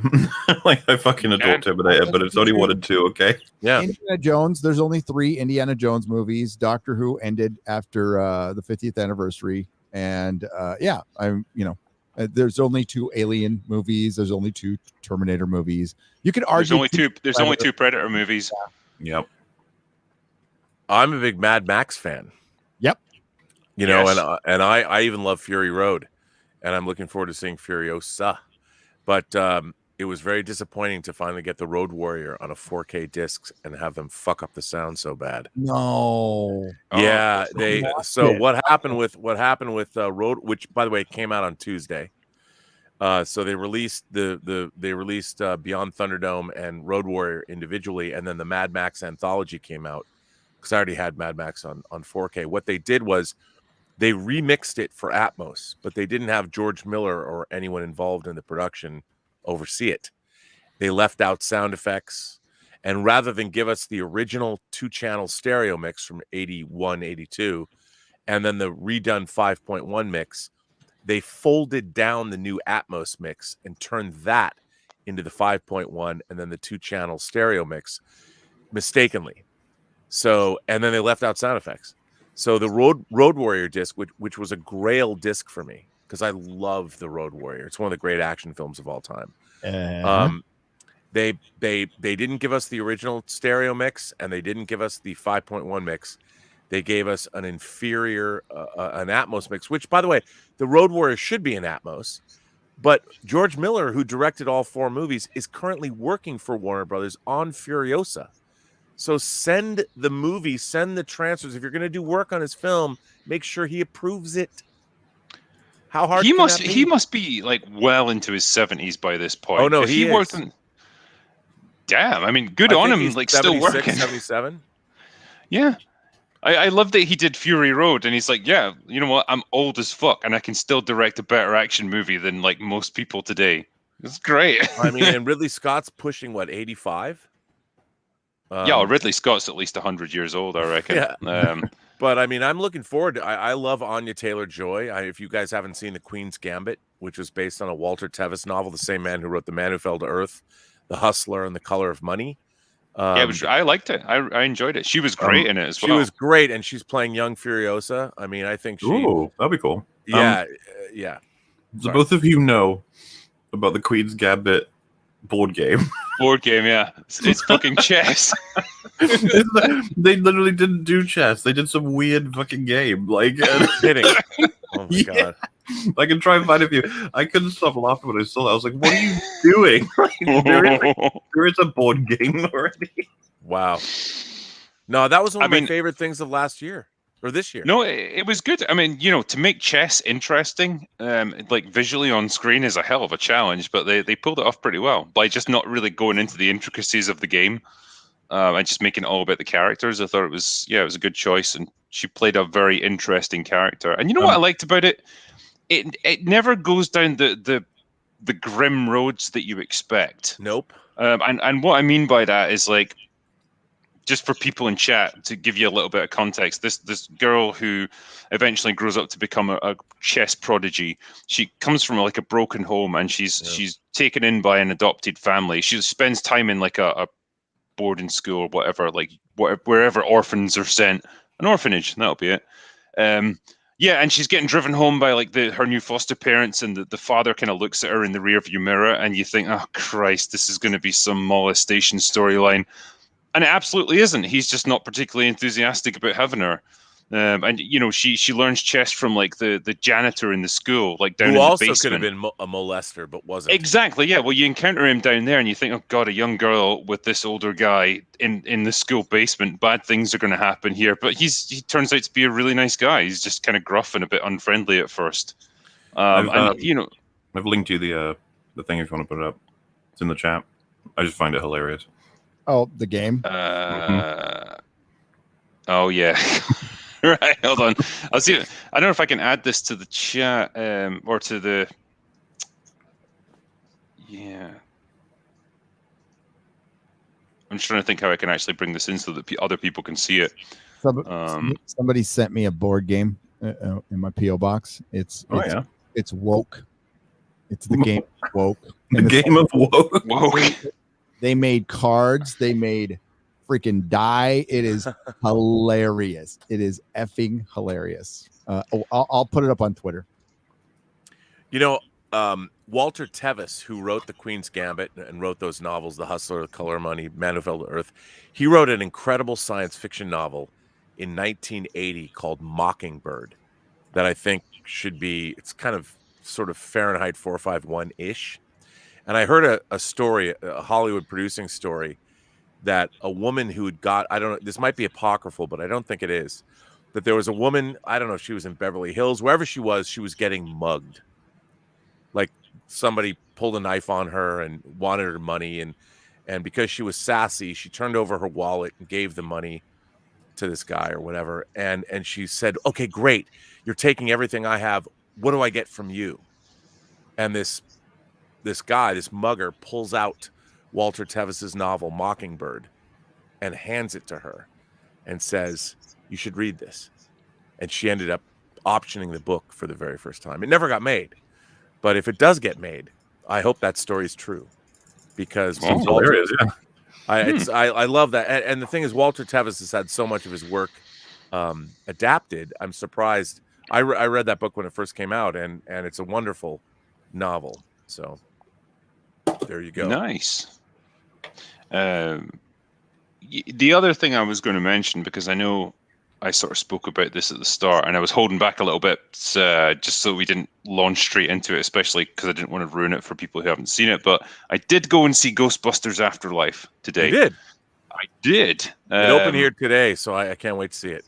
Yeah, well, I think it opens in the UK like slightly before the States, because do we not get it 2 days before or something? I'm not sure. We get the Spider-Man 2 days before as well, right? I think we do, yeah. British people are better than Americans. Yeah, see, we're ahead of you guys. You know. Hey, the Bond in Motion exhibit opened here in L.A. at the Peterson Automotive Museum. We got that. Hey, give that back. Yeah, we want it. But yeah, like, you know, I've seen Ghostbusters Afterlife, and it's okay for the most part. Like, I don't want to go into too many spoilers because I know people haven't seen it or anything like that.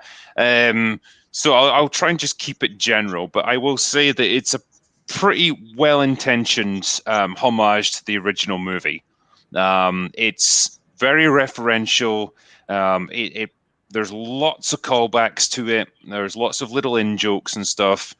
Some of them work. Some of them don't really. Some of them are a bit labored. The original Ghostbusters do appear. And really, it's a story more about Egon and his connection to his family. Like, he's the driving force behind the story. You know, he's obviously passed away. They don't digitally recreate him, do they? Okay. They do as a ghost. Okay. I'll buy that. I will say that it's tastefully done, and it's quite a heartfelt tribute to him, and it's not like gratuitous or anything like that. And it kind of fills in the story, because without ruining the movie, the general premise is that he's estranged from his daughter, and when he passes away at the beginning of the movie, like, they inherit his house, and that's why they go out to live there, because they're broke and that's all they've got. So everyone thinks that he was just an asshole, and that he didn't care about anyone. He didn't care about his family, and he's even estranged from his fellow Ghostbusters. But you gradually find out that there was reasons for him doing what he did. And that's the kind of arc of the movie. And the movie is very focused on the child actors who, you know, the grandchildren of Egon, and a few other people that they hook up with. And I can't remember the character's name, but the little girl who plays his granddaughter, she's essentially the central protagonist of the story.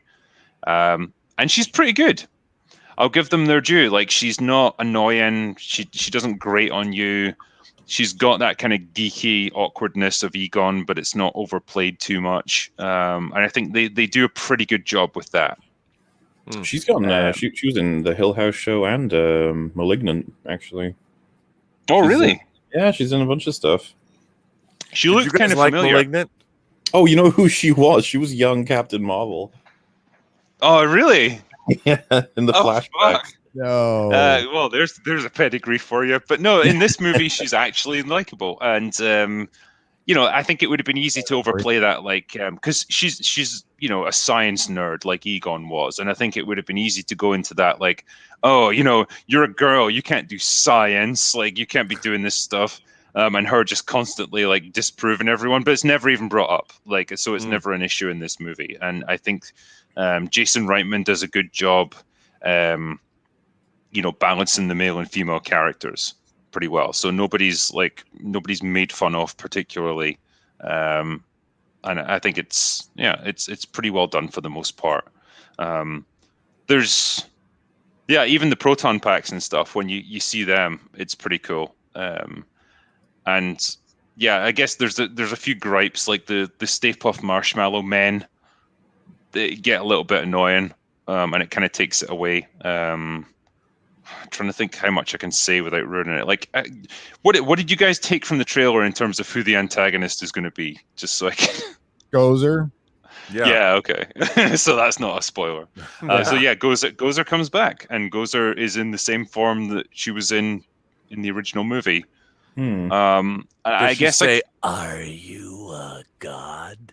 She does. Yeah. There's a little callback to like I'm Rey's okay response. with that. I'm okay with that.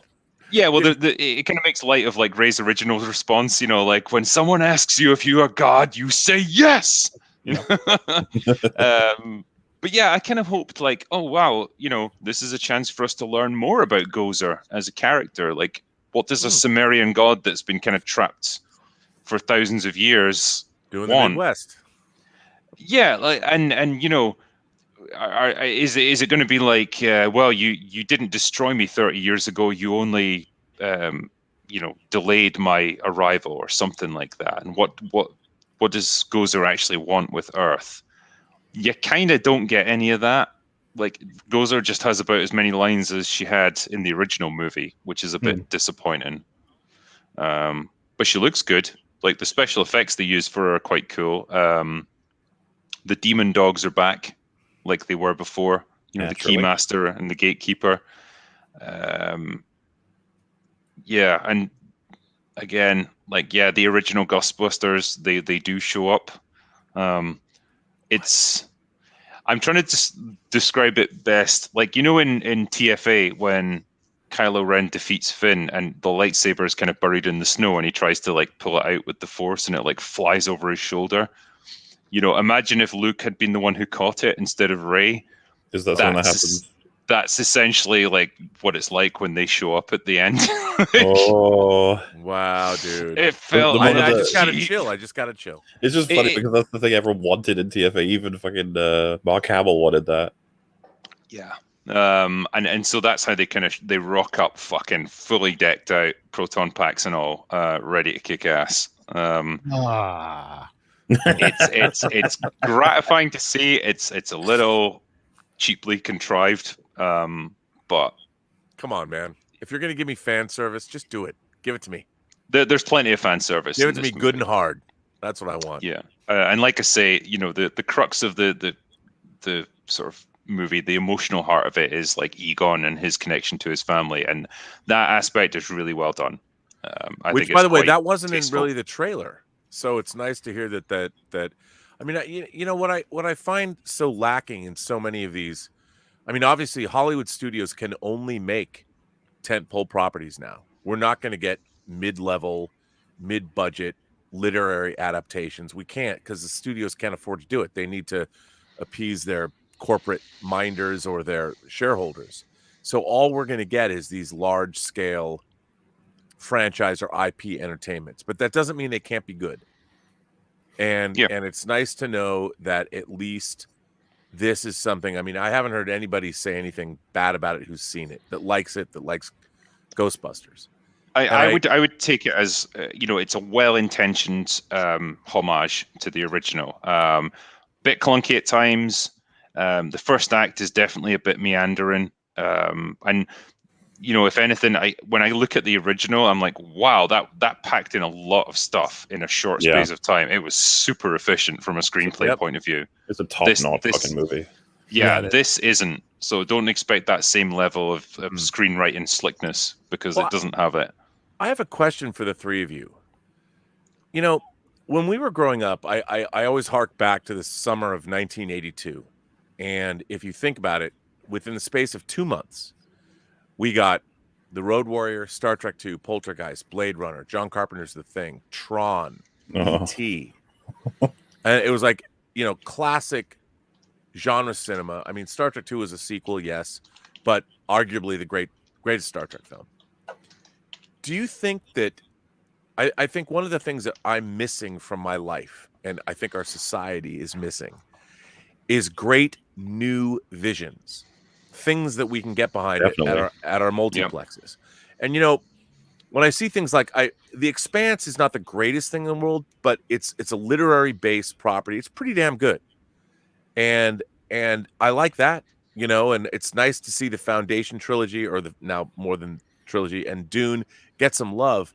But I'd love to see original IPs created. So my question is, do you think we're ever going to get grand scale original IPs ever again? Can the Hollywood studios even afford to do it? And is there anyone there that can make them? It'll have to come from the independent sphere somehow. You specifically going for like sci-fi and fantasy? Well, anything. I mean, I even think about, like, in '84, I remember seeing Beverly Hills Cop.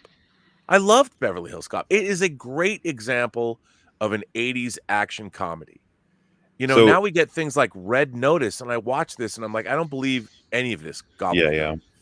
You know, I have a concern that I think that the fate in our current timeline is what happened to John Wick, where it comes out, people are like, this is fucking great, this is so cool, no idea, I love this, and it gets gobbled up immediately. We got 5 of them. It's like, Jesus Christ, that was fast. Stranger Things is a hit, and it just like copies itself. You know, Umbrella Academy has an interesting first season, and then it just falls prey to just freaking ideology. Now everything that's successful is a mandate to do whatever you want, instead of going, hey, you know, let's dial it back a little bit, maybe try something a little different. And no, it's wow, we have a success. We need to, what MauLer just said, gobble it up. We need to just wring it out of anything we can as fast as possible. Well, look back at Star Wars, 1 per 3 years, and then stopped until the prequels. That's insane restraint. Like, holy moly. Meanwhile, like, what is that? You know, Squid Game season 2. I'm very worried about a season 2 of Squid Game. Yep. Now there's always the pressure to launch an interconnected universe. That too, you know, ever since Marvel did it, everyone's been trying to do it. Like Terminator tried again and again, failed constantly. You know, DC have tried it and failed consistently. The Monsters universe, the Dark universe. But in order to launch something like that, you have to tailor your movies in a certain way so that you don't just focus on the story you're telling. You're focusing on the story you're setting up for the next movie. It's that classic idea of, like, you know, consume this product and get excited for the next product.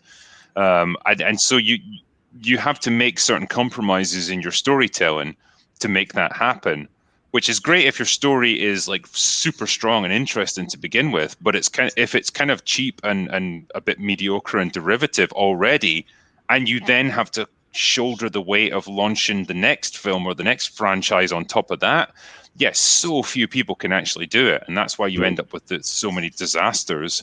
And in terms of, like, will it end? I think it'll end when every major franchise has been mined out and they've just hit rock bottom with every one of them. Well, we're on our way for a pop of some sort, right? It'll happen. Yeah, for sure. An economic one, and Hollywood's going to have trouble very soon in terms of just maybe a shakeup of how everything works. I don't know. Just before we go on here, I know that Gary's run out of time, sadly. But yeah, thank you for joining us for this, man. It's been great to have you on. Hey, thanks for having me. Great panel. Lots of fun. Always talking to you guys. And thanks to the chat out there. Appreciate you. Yeah, I'm off to go see Ghostbusters. So have fun, Gary. Yeah, enjoy it. Now that I've ruined half of it for you. I'm going to the movie with Mrs. Nerdrotic, and we usually don't invite people with us because we're awful in the movie theater. We talk, we jibber jabber. We're bad. Yeah, I'm awful. When I'm with her, we're just, we try to keep it quiet, but it's just been. Do you get recognized when you go to the movie theater? Do people stop you?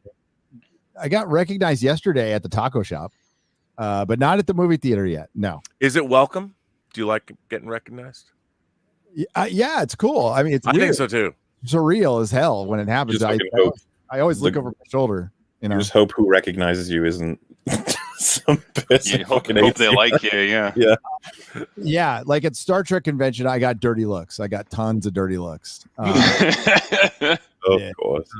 But you know, mostly it's really nice. Like, people are really cool, and they just come up, shake the hand, and say hi. It's unreal. By the way, someone in the chat does say stay to the very end of the credits. Okay, we will. Yeah. I'll try to behave myself as much as I can. The Ghostbusters will return in Avengers Endgame. Get all you guys on my channel soon too. So hey, have fun, and we will all talk soon. Yep. See you, and for dude. everyone in chat, please subscribe to Nerdrotic. The link is in the description. Thank you. Bye bye. All right. Bye-bye. Peace out, brother. So, Yeah. the two of you, what are you guys looking forward to? What are you guys watching? What are the things that excite you still? I don't know. Porridge. Pornhub. What's always Porridge good? and Pornhub. The incredible combo. I can't wait to start reviewing. Honestly, though, it's going to be, I guess, based on trailers, right? Because anything could be shit and great. We have to, I don't know. Because, like, the next Terminator could be amazing. Fucking doubt it. But I mean, I feel that way about everything. I always go into thinking something's going to be great. I hope it's going to be great. It's so hard to make movies and TV and write books and create video games. I want them all to be great. But yeah, you do, and I think this is something that's easy to lose because you can sometimes get into a negative mindset, particularly with a studio or whatever. Like the next Star Wars movie comes out, and because we've had bad experiences with the previous ones, it's going to be real tough to go into that with a positive mindset and think, Right. yeah, I really hope this is going to be awesome. Like I've got a good feeling about this. And I think the longer that goes on, the more franchises it happens to. If they were to make another Star Trek movie, if it was J.J. Abrams or Alex Kurtzman that was directing it, man, I would have a tough time going into that and thinking, yeah, this is going to be good. I'm excited about this.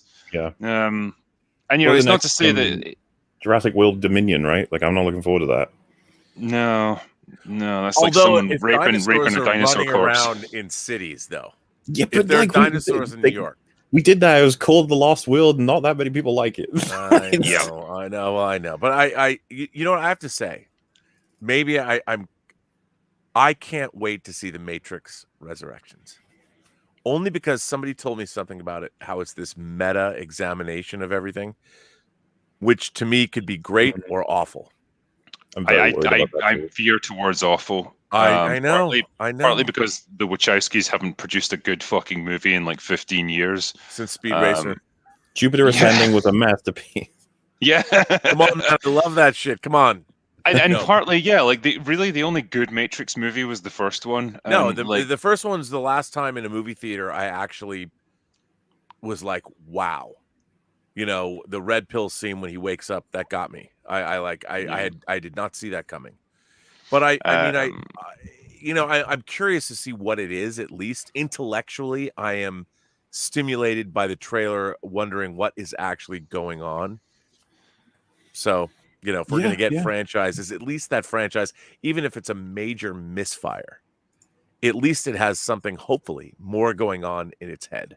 Well, it's a funny one because we haven't, the Matrix movies are ones that have just bypassed the current era of Hollywood. Right. Like the last one was like 2003, I think. Yeah. A long time ago. And so like they're very much a relic of a different time in movie making. And yeah, it'll just be interesting to see how that now translates into modern filmmaking. And they're going to want to franchise that up. It's already a franchise, but you know what I mean? Like they're going to want to be like, another one, please? Let's go. And given that Keanu Reeves is like in his late 50s now, like I can only assume this would be a passing of the torch kind of film. Which then makes it not what it's supposed to be. I mean, I have to say, Drinker, you and we talked about Creed, and I'm a huge fan of Creed, but in talking to you and your criticisms of Creed, I can't say you're wrong. And to me, I've always looked at Creed as a way of potentially rebooting a franchise that I thought was acceptable. But your criticisms of it are very valid, and I haven't stopped thinking about them since we talked about it. And I just want things that are new. Yeah. Things that we haven't seen before. Take a chance, whether it's Dan Simmons' Hyperion, which they say they're going to make, or there's so many books out there that I would love to see adapted, and so many stories that I just feel that isn't the young generation pissed off that they don't have anything to call their own? I guess they think they do. Like they're like MCU, woohoo! Yeah. Well, I mean, but even that goes back to 2008. You know, you're right. I think that they still take some level of ownership because it's new, because it's coming out. They're like, this is ours. This is Yeah, ours. I mean, it still exists, so it stretches back yeah. into the past, but like it's still connected to what we have now. And you could even argue that it wasn't 2008's generation either, because it comes from the comics. You know? Right. That's what I was going to say. Absolutely right. I mean, I wonder what's Hollywood going to remake in 20 or 30 years. They'll run out of things to remake. I mean, what and that's what I find so strange. I mean, maybe it's because our culture's become so navel gazing. You know, we're looking at Instagram, we're looking at YouTube, we're looking at all these things, whereas an enjoyment of stories presupposes that you're interested in something outside of yourself. And I think that's kind of what we're missing is that we believe. I mean, the great thing about storytelling is it's all about conveying human truths to each other. Yeah. You know, we all are bonded by storytelling. And when stories are great, it's because we recognize that they contain truths that are applicable to all of us. Every human being, every human being. I go back to the original Star Wars, when Luke Skywalker is looking at the twin setting suns of Tatooine, and you hear the strains of John Williams' score, the French horn. Everyone knows that. It doesn't matter whether you're a boy, girl, old, young. You get exactly what Luke is thinking at that moment. Like, what the fuck, man? Where's my future going to be? I don't know. And we all get that. Yeah, you're exactly right. And this brings me into like one of the biggest fallacies of modern filmmaking, which is that you can only identify with a character who looks like you. Oh my god! Or who is this? Oh yeah, I hate that shit, man. Age, gender, race, sexuality is you, because if you don't have that, because those things apparently in the minds of Hollywood are what define you as a person, not like where you're at in life or your experiences or anything. And it's the death of good storytelling, because that's how you end up with shows like Discovery. What makes it even worse for me as well is like I have friends of all colors that agree definitively with this, because we're all like 90s kids to a degree, so we were just watching all the 90s were experimental with media. Loads of crazy shit came out. It was really cool, as you guys would know. Same with a lot of the other decades, to be fair, but you have a lot, like, we all agree it's like, yeah, it was never about, we love the green guy on that alien sci-fi show. It wasn't about, you know. And then unfortunately for us three and many others, when we make that point, they're like, yeah, well, of course you guys would, because everybody in media is white. And you're like, oh, wow. Like, yeah, cool.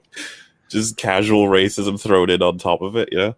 Yeah, I mean, to me, I find it all sort of, I never thought of it that way, because, you know, to me, great storytelling is always something that comes from out there into you. And I never would project myself into all these things. And now, whether it's social media, we're always getting things. We curate what we want to see. Like, oh, I just want to see this or that or whatever. And I put pictures of myself out. But the whole point about like watching movies, the whole history of cinema, is you never knew what you were going to get. You know, and you had to have the mindset like, oh my God, I'm going to go to a film festival and I might see. I grew up in Seattle, so I went to the film festival every year, and I would get an annual pass. I didn't know what the hell I was going to see. Mm-hmm. Films from all over the world. And I would sit down and be like, I wonder what I'm going to see now. This sounded interesting. And I would sit down and watch things from all countries of the world with all different languages and different mores or whatever. And I learned, and it was stimulating. You know, Chris Gore, I was talking about this with Az today. Chris Gore does Film Threat magazine. He's been a purveyor of independent cinema for 30 years, 40 years almost.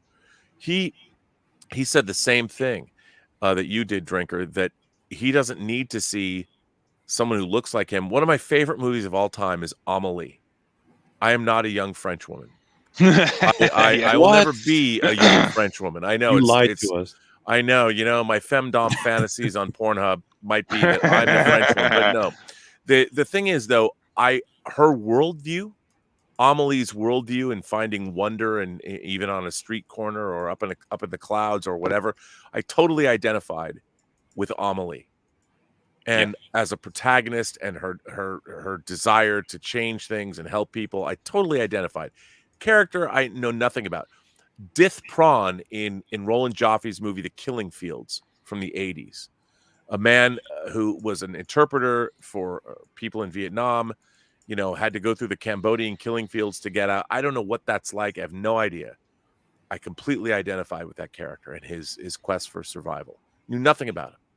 And I think this idea that we are supposed to identify, like, I need to see me on screen. That is the ridiculous navel-gazing, narcissistic bullshit that our modern age is full of. And I don't think that's true when it comes to storytelling. When I was a little kid, one of my favorite book series was Frog and Toad Are Friends. I wasn't a frog. I wasn't a toad. I just knew that Frog and Toad were bros, man. They hung out. What it does is it to them that that's something they should value, and that's how they should value it. And it's just like, no. If you give them all these stories, like you just said, you experienced them. Same for me, by the way. But it was just my dad's library of movies. I would just put one in to see what happens. But like, you do that with a kid, they're not going to be waiting for the one that looks like them. They're just going to connect the characters. Yep. It boils human empathy and imagination down into identity groups. And it's the absolute opposite of how our brains actually work. And it's really like it's indicative of like small-minded people that want to project that lack of imagination onto everyone else, and it's really sad. And you see the result in terms of the movies that we produce now. They're just designed to cater. It's like, well, we've got to cater to this group. We'll tick that box. We've got to meet this demographic quota. And it's not anymore about the story or the interesting characters. It's just about making characters look a certain way, and it's awful. It is awful, and it's also not real storytelling. I mean, the whole thing about great stories is, you can read a story about Patrick Bateman slaughtering people in 80s New York, but there's still an element or a kernel of truth in that story that we can recognize. So if you're reading Bret Easton Ellis's novel, The American Psycho, or watching the movie and seeing Christian Bale show a business card and go, see that's bone. We know what's going on. If there's truth in that story, I don't know what it was like to be a stockbroker in 80s, a cocaine snorting, serial killing stockbroker in 80s New York. But, well, clearly you were doing the wrong thing in the 80s then, Rob. I know, but I mean, I can still watch the story and I understand where he's coming from. I can empathize. I understand why Hannibal Lecter wants to eat the rude. Now, I'm not a cannibal myself, but I get it. He dresses well and he's very cultured. He can draw the Duomo from his prison cell. And I like the guy. I'm not him. I'll never be him, but I can still identify with that character. Hans Gruber. John Phillips, London. That's where he buys his suits. He's very bespoke. I appreciate that. You're highlighting stuff that just tells stuff about the characters, nothing to do with their skin color. Because like that's never how we usually judge this shit. And I guess it just reminds me of like how look at modern Star Wars, and it's like it might actually be within Disney's run the favorite character is a robot of all the movies. It's not even like he does it. You know what I mean? You're like, how did that happen? It's like, well, because K2SO is kind of funny, and he doesn't care about anyone's lives. The AI is definitive that he's locked in like a slave, but he doesn't, and so he has sarcastic dialogue, and he ends up getting destroyed as a result of looking at it. It's like, that alone, seriously, is probably why people like him more than any of the other. You just like have you get a feeling. You're like, oh man, he locked the door for him and got destroyed for it. Yep. That's it. That's all it took, because there's nothing else in the Disney movies. I mean, I just want great characters and great stories. And I think that's what really inspires people. Whether you're listening to a prog rock record from the 70s, whatever that is, whether it's, I don't know, Pink Floyd, The Wall is not really from the 70s, but it's what, 80? Is it 79? I don't know. I remember thinking, you can't just listen to another Brick in the Wall Part 2. You have to listen to the whole goddamn record. You have to understand the story, man. You have to understand Pink's journey. And then Alan Parker made Pink Floyd The Wall. By the way, where is that Blu-ray? Can somebody put that out in HD? Roger Waters, please. If anyone's watching. Yeah. but I mean, that's what I miss, man. I miss great stories, new stories. Walking into the movie theater and not knowing, what the hell am I going to get? I know with marketing now, we've seen trailers and we can't stop from watching them. But man, I'd love, with The Matrix, because of Johnny Mnemonic that Robert Longo directed, everyone's like, Keanu Reeves in a cyberpunk movie? This is going to suck. And I remember standing in line for that movie thinking, I don't even know why I'm here, but okay, it's a free movie. I get in. I was blown away by that movie. I had no idea. I had no idea what it was about. I don't think I'd seen a trailer because the internet was young back in those days and it took hours to download, days to download. Yeah. And I walked out of the movie theater elated because it was full of things I'd never seen before. Yeah. There's so many movies that used to do that. Like the one I know. referenced recently was just, even like adventure movies, like whether it was like the Indiana Jones movies or the Mummy movies, they were just great fun. Yeah, man. And that's all they cared about doing. Where's the fun, man? Yeah, they just cared about giving you a fun adventure. And damn, I really missed that feeling of just enjoyment and awe and wonder at the cinema. You just don't get that so much now. Oh, dude, if I had known when I saw Lord of the Rings in the theater as a let's just say very young man, absolutely blown away by it, it would have sucked if 20 years later time travels goes. You ain't gonna get that again for a while, buddy. Oh, man. This is it. This is as good as it gets. Oh man. There's a super chat for Europe that just came up actually. Robert, respectfully, I'd love to hear your thoughts on John Campea leaking the No Way Home pics and what was going through his mind to watermark them. I don't know what happened there. Well, okay, I don't either, and he'd never done that before, and he never watermarked. And the way he explained it all I can do is tell you how he explained it to me. He said that he's previously put out pictures before that were fake, and they got a lot of traction on social media. And so he got these pictures and watermarked them and put them out. But as he said on his show, he did say that he received other photographs that he thought were too egregious to release. And I was thinking, but if they're fake, what does it matter? Why wouldn't you release the other two? Didn't you say these two were a test of sorts? Yeah, and he was look, here's my thing. Sometimes I've spoiled things and all that, but I don't mean to. It's not something I do not clickbait. When I was given the Duel of the Fates script, and Colin Trevorrow's Duel of the Fates script, and reported on it, it was given to me specifically to report on, and no one had done it. And it was very funny because I did a YouTube video about it, and I got people that would call me and go, I was sent that script, but I just didn't report on it. And to me, it never got made. So to me, it's just an interesting footnote in the history of Star Wars. I also reported on Nicholas Meyer's 3-part Con miniseries. I was sent all 3 scripts. I loved it. I thought it was great, but I knew it was never going to get made, so I thought it was fair game to report on. If I was sent pictures that confirmed, first of all, obviously they're playing it close to the vest. Hey, we don't know. Is Andrew Garfield and Tobey Maguire in Spider-Man No Way Home? Don't know, as the drinker would say. I don't know. I mean, if I was given pictures that confirmed that before it was actually officially released, I wouldn't release those pictures. And I wouldn't play coy, and I wouldn't, I wouldn't do it, because if it was true, if it wasn't true, the studio hasn't done it. And you know what? It's not out of any, people are always calling me some shill. I'm not part of the Access media. I don't get invited to things. If I want to go see a movie in LA, you can always get into a movie screening. I've seen House of Gucci before it opened here. I saw Dune. You can get into any screening in LA if you want. But I am not beholden. Listen to the way I talk about Star Trek Discovery.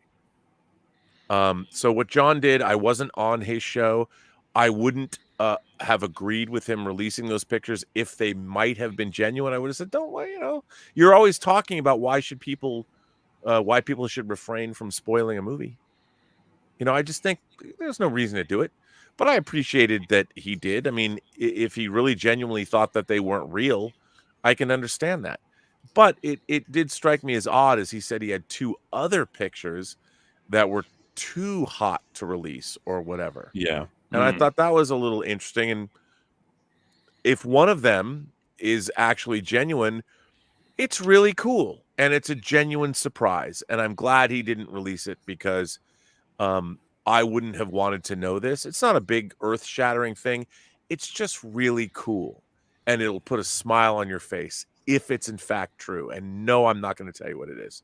Can you put it in chat? I'm very curious. No. We'll talk about this later. Can't do it. Wouldn't be prudent. Wouldn't be prudent. But it's just cool. It's just cool. And I think one of the things, I mean, look, I can't stay away from seeing a trailer for a movie I want to see. I did do that for Infinity War. I stayed Infinity War spoiler free. But it's really hard. I miss walking into a film. Amelie is a perfect example. I knew nothing about Amelie. I was at a film festival in Spain in 2001, and there were Amelie posters everywhere. I'm like, what the fuck is this? And it was playing at the film festival that I was at. It was actually on a double bill with Kyushu Kurosawa's Japanese horror film Pulse that I love. And I went and saw both those movies at the same time. And I knew nothing about Amelie, and I was captivated. I was taken away. My worldview was all encompassed in this movie. And I miss that. I miss walking into a theater and not knowing anything about what I'm going to see and be blown away. There's a wonderful movie called Never Let You Go. And it was directed by Mark Romanek, who has not made very many movies. He's a great music video director. It's based on a pretty famous novel. I didn't know anything about that. I hadn't read the book. And Andrew Garfield's in it. And so is Keira Knightley. It's a wonderful science fiction film. And if you've never seen Never Let Me Go, don't read anything about it. Just watch it. And I promise you'll be affected by it. And it's a devastating film. And I knew nothing about it. And I think that was like 2010. I miss that, man. I miss walking into a movie and being elated at being blown away by something I wasn't expecting. I don't even know if movie studios can make movies like that anymore. But that's my A lot of people answer. say that they're found in like indie circuits and stuff, but I just think that we should push for this being in the mainstream. Why not? Why is it that our main high budget shit is all, well, shit? Man, I agree, dude. I mean, I remember even Spielberg and Lucas, people don't remember this, but in 81, when Raiders came out, even the trailer, go back and watch the classic Raiders of the Lost Ark trailer. Even that trailer, I'm like, what the hell is this movie? Are they looking for Noah's Ark? What is this? It's Spielberg and Lucas, Star Wars and Close Encounters and what? And they used to have public sneaks where you'd go see a movie and then they would show it would be a double bill, and they'd show the second movie to create word of mouth, like 2 weeks before it opened. And everyone wanted to see Raiders, but even watching the trailer, it was like, what? And I went and saw Excalibur for a second time at the Factoria Cinemas in Bellevue, Washington. And I went and saw Excalibur because they were showing Raiders of the Lost Ark right afterwards. Man, all my friends, I think there was like 5 of us, were all Star Wars, Close Encounters, Spielberg and Lucas fans. I cannot tell you what it was like to see Raiders of the Lost Ark not knowing what the hell it was about. You kind of understood it was a period piece, whatever. You still didn't get it. It was really one of those moments where you just had to be there. And to sit in that theater and not know anything about this movie, not having watched the trailer because there was no internet. And at the end of that movie, I can't tell you what it was like. It was like I orgasmed 5 times with Farrah Fawcett Majors from Logan's Run. I mean, it was that kind of an experience, man. And it was people like, wait, what? Who? I know I'm old. But trust me, if you watch Logan's Run, Farrah Fawcett Majors, you'll understand. That was what it was like to see Raiders of the Lost Ark the first time, man. Logan's Run had a very unexpected nude scene. I was going to say, I think we referenced that before on this show, didn't we? I think so, yeah. It's just like Jenny Agutter, man. Oh, my God. Oh yeah. Oh yeah, because she was in for Moondance. Oh. Yeah, because she was in American Werewolf. Oh, yeah, I just remember her as the nurse. Like, fuck, she looks good. So good. And thinking that she looked like Scarlett Johansson, and then remembering that she was in Winter Soldier, and Scarlett Johansson had her face as like a face mask thingy, so she could be disguised. That was a weird crossing of paths. But yeah, back in the day, she was beautiful. And there's another one from Ransom G here saying, the state of modern cinema in one trivia question. What's the last blockbuster unifying franchise that everyone seemed to love that wasn't based on previously established comic books or a pre-built universe? Well, I'd be like, what is that? I don't even know what it actually is. I mean, Pirates of the Caribbean, kind John of. Wick? Would John Wick count? Yeah, I was going to say, but that's the first thing that came to mind was John Wick. Yeah. So, you know, John Wick started off small, didn't it? I mean, it was kind of a sleeper hit, the initial one.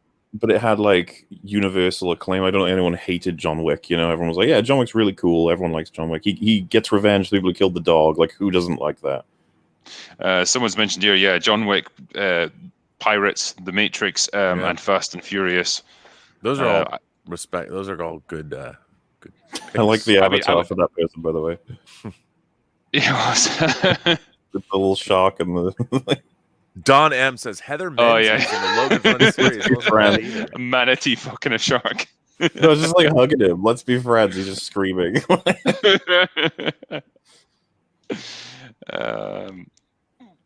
Yeah, someone mentioned Jurassic Park. No, it was based on the books, so yeah, we've already got that. Yeah, I was going to see a couple more of the older super chats here. Yeah, we got to the video game one. Yeah, Slosher said, "He who controls the pumpkin spice controls the white girls." It's all about those lattes. Munchkin, yay, thank you, Drinker. Sharing the happy. It feels like leftists tried to steal our stuff, like they tried to steal everything, but somehow we wrestled this one back off of them, the swine. Yeah, I guess that's referencing probably Ghostbusters, yeah. I mean, I've seen mixed sentiment on that film in chat. It seems like a lot of people don't. Some are loving it, some aren't. It'd be interesting to have a look at it. Yeah. I mean, Drinker, just confirm for us. Is it better than 2016 Ghostbusters? Yeah, it's better. What? I mean, like me sitting on the toilet and recording myself taking a shit for like 2 hours is better than that. But like, yeah, it's. I'm not going to do that, by the way, on this live stream. Not on this one, anyway. Maybe the next one. Wow, Chris, I just have to say, Chris Sexton in the chat is talking about my hometown, about the South Center Theater and the Grand Cinemas Alderwood. The Grand Cinemas Alderwood in Linwood, Washington, had the first video store that was in a movie theater, and I was one of the people that set it up. So shout out to you, sir. All the way back to home. This is one I'm torn on. Apparently it's better than Ghostbusters 2. This it's close. Yeah, I never understood the hate that Ghostbusters 2 got. Like, I genuinely don't. I know that it's kind of derivative of the first one, and it's definitely not as slick. But I never watch it and like feel pissed off with it. I still enjoy it as a movie. I think it's fun. It's got some good gags in it. Like I quite like Vigo the Carpathian as the antagonist. Like it's all right. It's all right.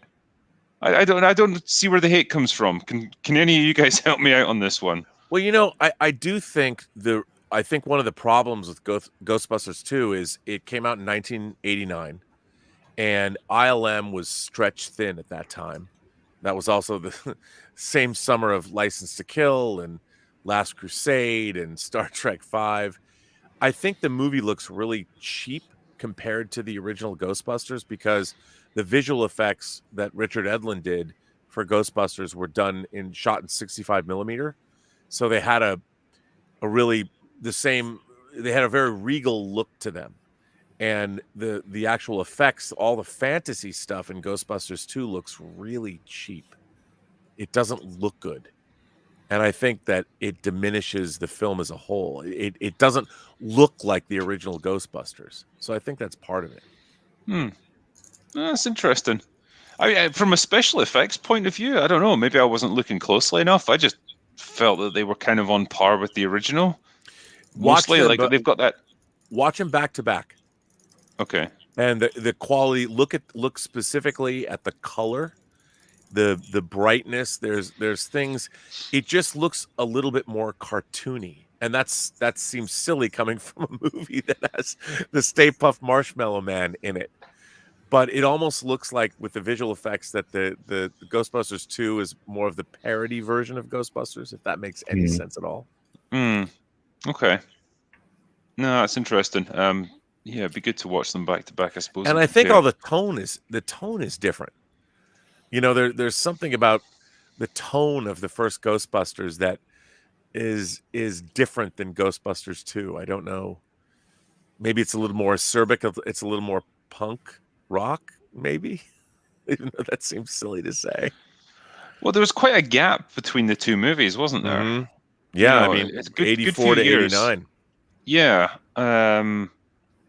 I don't know. Like, I liked what it did with the actual Ghostbusters themselves, like how they've, you know, there's not been any more ghost sightings, so they've kind of gone out of business, and you know, they've started to drift apart and move on to new things. And yeah, there was quite a few gags that always made me chuckle. Like, I love the bit where they go into the art museum and they're kind of standing in a line, like all, you know, heroic music, and then Venkman just goes like, "Okay, suck in the guts, guys. We're the Ghostbusters." You know, they're all kind of schlubby and out of shape by this point. Things like that I thought were good. Anyway. No, there's good stuff in the movie. It's certainly not a wash. I'll maybe try and do a comparison at some point, do like a proper review of it. Chuck Grable says, "I don't know if your guests know, but Ellie is gay, by the way." Yeah. Still trying to figure that one out. Rangi says, "Hey gents, can't remember who originally mentioned it, but thanks for bringing up Kingdom. I'm on episode 6 so far, loving the prince as a character." I don't know who mentioned Kingdom. The Korean zombie series, the period zombie series. I think it got mentioned. It was either this or Real BBC, but I remember bringing it up, and then people were like, "No, it's a different Kingdom." I don't know if that's the Kingdom with the zombies, but if it is, yeah, man, it's good shit. I still need to finish it. I'm dope. Yeah, it's good. Michael D. Faust says, "Hey panel, STD is terrible. Maybe doing series after Enterprise of the birth of the Federation based on the books would have been better than this garbage." I think anything probably would have been better than this. There was a script written by Eric Jedrinson, who was a supervising producer on the Band of Brothers miniseries for HBO, which I loved. He wrote a script called Star Trek: The Beginning that took place 8 years after the end of Enterprise, and it was a terrific script that was about the outbreak of the Earth-Romulan War.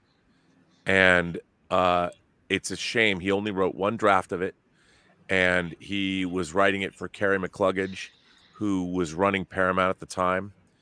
And there was a shift in regime. There was a regime change, and it never got made. And he never did a second draft of the script. And his plan was to do a trilogy. The first book was the Iliad, the second book was the Odyssey, and he didn't know what the third movie was going to be.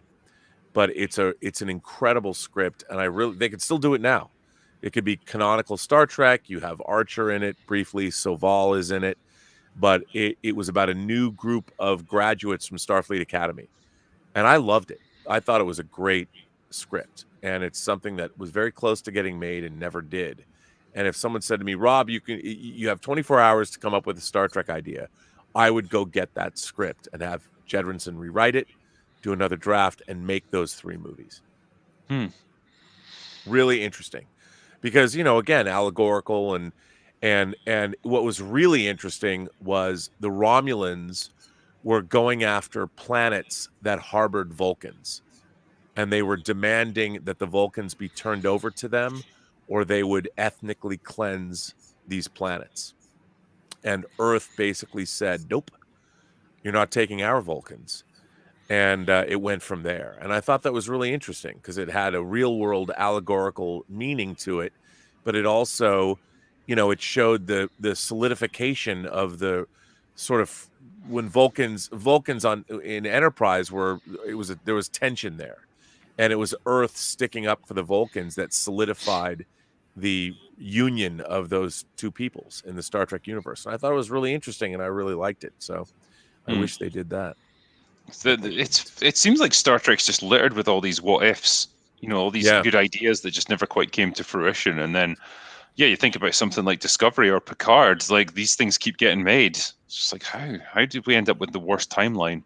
I just don't understand why you look at what we're getting with the second season of Picard, and it's just an amalgamation of 10 other different Star Trek episodes. Yeah. Going back in time, a fascist future that we have to prevent, funny 7 of 9 driving a car. You know, Q. We've seen it all. It's all good things redux.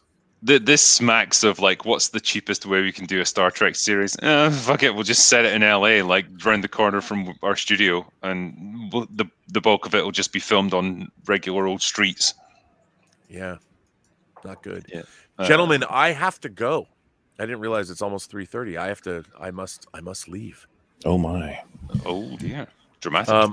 I want to thank you both for having me. What a great stream. Critical Drinker, thank you for inviting me. It was a real honor. And for those of you out there, since you're on the stream, I don't have to tell you this, but I live for the Critical Drinkers streams, and also MauLer. You need weeks, but watching MauLer's analysis is very much worth your time. If you haven't delved into it, you should. You'll learn a lot about how to tell a story. So, well, thank you, man. It's always a pleasure to chat with you. Yeah, gentlemen, this was so much fun. What an honor. So no, it's been great to have you on again, man, and very much appreciated. For everyone in chat, the link to Robert's channel is on the description. Please give him a subscribe because he produces great stuff, and he is an all-round lovely chap to talk to. Thank you. And I want to give a shout out to MauLer because he's going to join Az and I 2 weeks from today to do our review of Squid Game episode 6. Though, to clarify, before Drinker gets scared, I will have to leave the moment open bar starts. But I'm pretty sure. Oh, yes, of course. Well, I'll tell you, we started earlier today so I could come on the show. So we'll start there you go. At 11 o'clock. 11 o'clock, I don't know what 2 weeks from today is. Mm-hmm. But, you know what? Is 2 weeks from today? Oh, no, next week is Thanksgiving. So 2 weeks from today is the 2nd of December. Yeah, so we're good. So join us. We're a long streaming day. If you need to join us. Join us. Yeah, if you need an extra person to chip in, I would love to talk about Squid Game episode 6. But that would actually be kind of fun. Why Me not? and Drinker would just stream all day. I'm all for that. Let's do a gangbang. That's exactly what I thought. We shouldn't call it that. Call it a squid bang. A squid bang. Squid bang. That's it. That's pretty. I mean, what an all-star panel that would be. If I can at all make it, then I absolutely will. I don't want to speak for Az though. You know, I don't want to just invite you guys. I got to talk to my co-host. Mm-hmm. Well, Az and I've got a pretty strained relationship, so I don't know if he'd want me there. Yeah, well, he loves you, man. Come on. Az refuses me on to the next Real BBC. I'm just like, hi, Az, how you doing?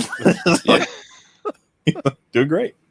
Yeah, well, that's it. We'll only have 2 hours, so we can make it effective because you both have to leave anyway. So that's true. Yeah. Well, gentlemen, as they say in Port Marion, be seeing you. Goodbye, sir. Thank you, sir. And then there were 2. Look who it is. Yeah, it's just the 2 of us. Well, it's just us in chat. Hello, chat. You've got our undivided attention now. Let's set ourselves a challenge. Let's see how many of these super chats we can get through. I've got a good feeling about this. So Jabor says they have to close Starfleet Academy to save us all. I think they just have to close Star Trek to save us all at this point. Just stop it. Make it stop. It's like Doctor Who. You just got to take a break from it. Captain Caboose, I've got an 8-hour run and my rig and my favorite YouTubers to listen to. Hammer down, good buddies. This is Encyclopedia, this side of 9, 10-4 and out. Well, enjoy your run, my friend, and hopefully we can give you some entertainment. We're going to go for 8 hours, though. What do you think this is, EFAP? We did a catch-up yesterday, and it was 7.5, I think. Jesus. Only catching up. You must have gone through a lot of chats. We got through, I think, about 15,000 words worth, but we still got plenty left. God damn. James Moore for $5 says, right, Drinker, before I forget, can you confirm if you screen wrote from the movie Cargo 2019 or were you a screenwriter at all? Thanks. Right, so no, I didn't do any screenwriting for Cargo. I do some script editing for people on occasion. So that's a thing that I've done, but I've never written my own screenplay, so didn't do that. The EFAP, I think the last one we were looking at some comments from Reddit, from threads that very much are fans of us, and someone described you specifically as he's just a failed screenwriter who's trying to make it on YouTube. It's like, I don't remember you screenwriter, but all right. I mean, you could say I'm failed in the sense that I've never made a screenplay. But All right, I guess we're all failed screenwriters. Yeah, I mean, I guess you have to at least have done it, or at least tried it to have failed. So yeah, yeah, it's weird. Zido GBR says, watched GBL today, liked it very much. So story is basically a reboot, but respectful with history, sympathetic actors, likable characters, and lovingly details for the fan service. Was crying at the end. So I assume he was trying to say Ghostbusters Afterlife. Yeah, I would say that's a fair summary of it. Crusty Jugglers.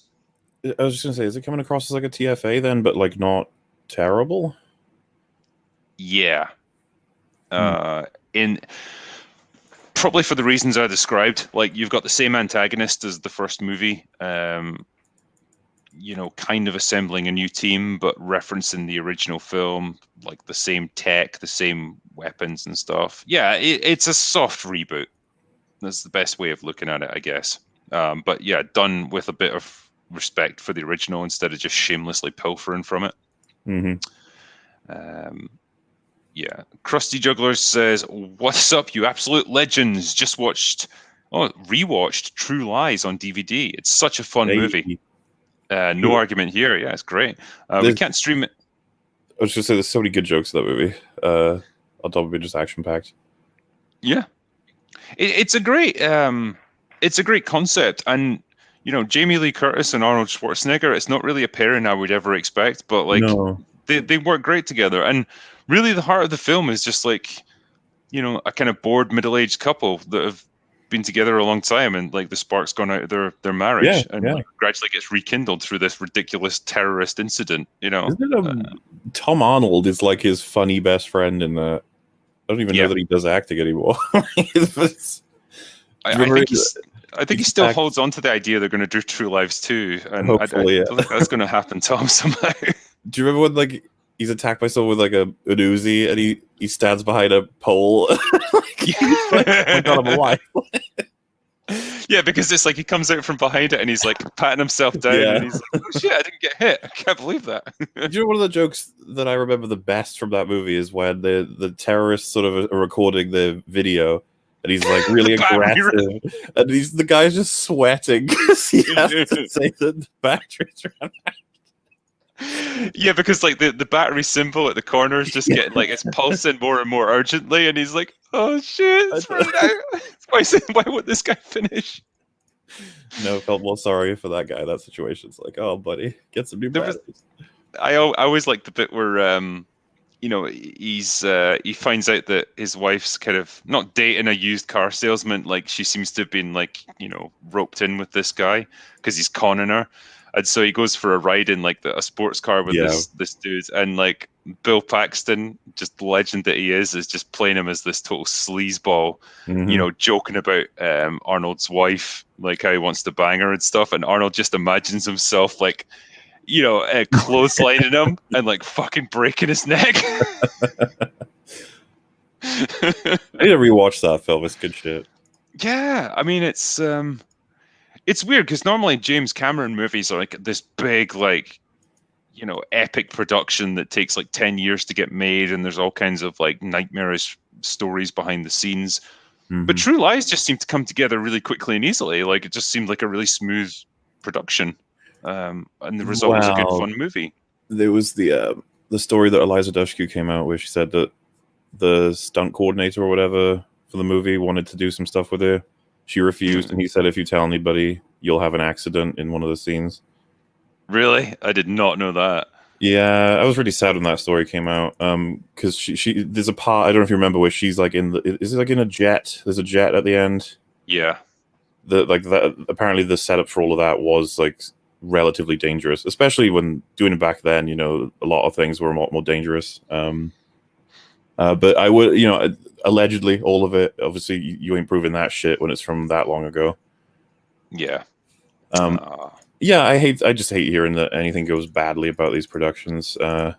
Even like the greatest movies of all time can have it. Though Lord of the Rings, famously, like everyone really got along, and it was a very wholesome production for the most part. Just like because everyone really passionately cared to get this right. I mean, yeah, it kind of seemed like Peter Jackson would be a good guy to work for. Mm-hmm. Just like this late. Is he an Aussie or a New Zealander? I think he's New Zealand, Zealander, right? Yeah. Yeah. It just seemed like it'd be pretty like chill guy to work with. says, "Hi gents, STD is completely and deliberately veered away from Roddenberry's vision. Give me back that bright future Star Trek portrayed for all of us. That would be nice, but it's never going to happen. It's been, everything sucks, both out of universe and in. Just everything. Yeah. There's such like just animosity now towards every new Star Trek like show. Mm-hmm. Everyone just seems to hate it now, and it's man. I can only imagine it's much like Doctor Who in terms of the fandom. They just like quietly dread everything that comes out now. I mean, I don't know if you've spotted it, but like, there's still quite a few Doctor Who fans who the angle is just we want to enjoy whatever comes out. We can show on it later, like once it's over. Like, yeah, that was a bad season, but as it comes out, they'll want to be very much like, yay, woohoo, positive vibes. And so Jay is fighting them like every day on Twitter. Like, yeah. It's still, but I don't know. You've seen it. The Doctor Who significant portion of the fan base has become incredibly apathetic. To be honest with you, I'm relatively surprised that Az and Gary keep up with it because it's just so fucking bad. Yeah. It's one of those. I mean, I'm at that point now. Like, I reviewed The Timeless Children or Child. I can't remember what it's called, and just got to that point at the end of that review, and I just says, "That's it. I'm done. I'm not going to review any more Doctor Who now." The argument would obviously just be documentation, basically. Like, we are keeping track of what's happening with it. Pretty much, yeah. And God bless him, Az does some heroic stuff. Like, he's reviewing every episode of Batwoman. He's reviewing Star Trek Discovery, and it's like, Christ, I couldn't keep up with it. I think he's not doing Star Trek Discovery, right? He's letting Gary do it. Gaza. I thought he was still talking about it. Maybe it's more just like the occasional like general video, but yeah, he's definitely doing Batwoman, the absolute hero that he is. I don't even know what there is to review in that. It's a tough show to get through. We the EFAT lads, we're still going through it, but it'll be for the next like 2 years that episodes of us covering it will come out. What a show. Yeah, TG says, "Hey Drinker, could you review one of the best comedies of all time, A Fish Called Wanda? Weirdly, it's not talked about that much these days." Yeah, it's not actually. Everyone seems to have kind of forgotten about that. I remember it being pretty good. It's been quite a while since I've seen it, but quite enjoyed it. Uber Geek, fuck Discovery. I'm rewatching the Orville. Yeah. Are they ever going to give us a season 3? Jonathan Mulryan, since June, I've been through Villeneuve's back catalogue, just rewatching Sicario, and fuck me, what a movie. Even better than I remember. Sicario is a pretty fucking good film. It's one of my favorites. It feels like Villeneuve's not quite the guy I would have picked to do a film like that, but I think he does great work with it. He's got that very like slow, meandering, thoughtful kind of way of shooting his films. But it feels very honest and real. It's strange. It's the only movie from him that I feel very passionate about. Most of the other stuff he makes, I feel very meh about. Even Dune, right? Like, because I've talked to you about it. I like Dune. There's a lot of stuff I'd praise it for, but it's not a movie that my heart gets any kind of in gear about. It's just like, that was Dune. All right. Yeah. But Sicario, I love the point that film makes. I love how everything's executed. Did he write it? No, Taylor Sheridan wrote it. Right. Okay. Unfortunately, though, did Taylor Sheridan write Sicario 2? He did. That fucking annoys me. I hate Sicario 2. It's horrible.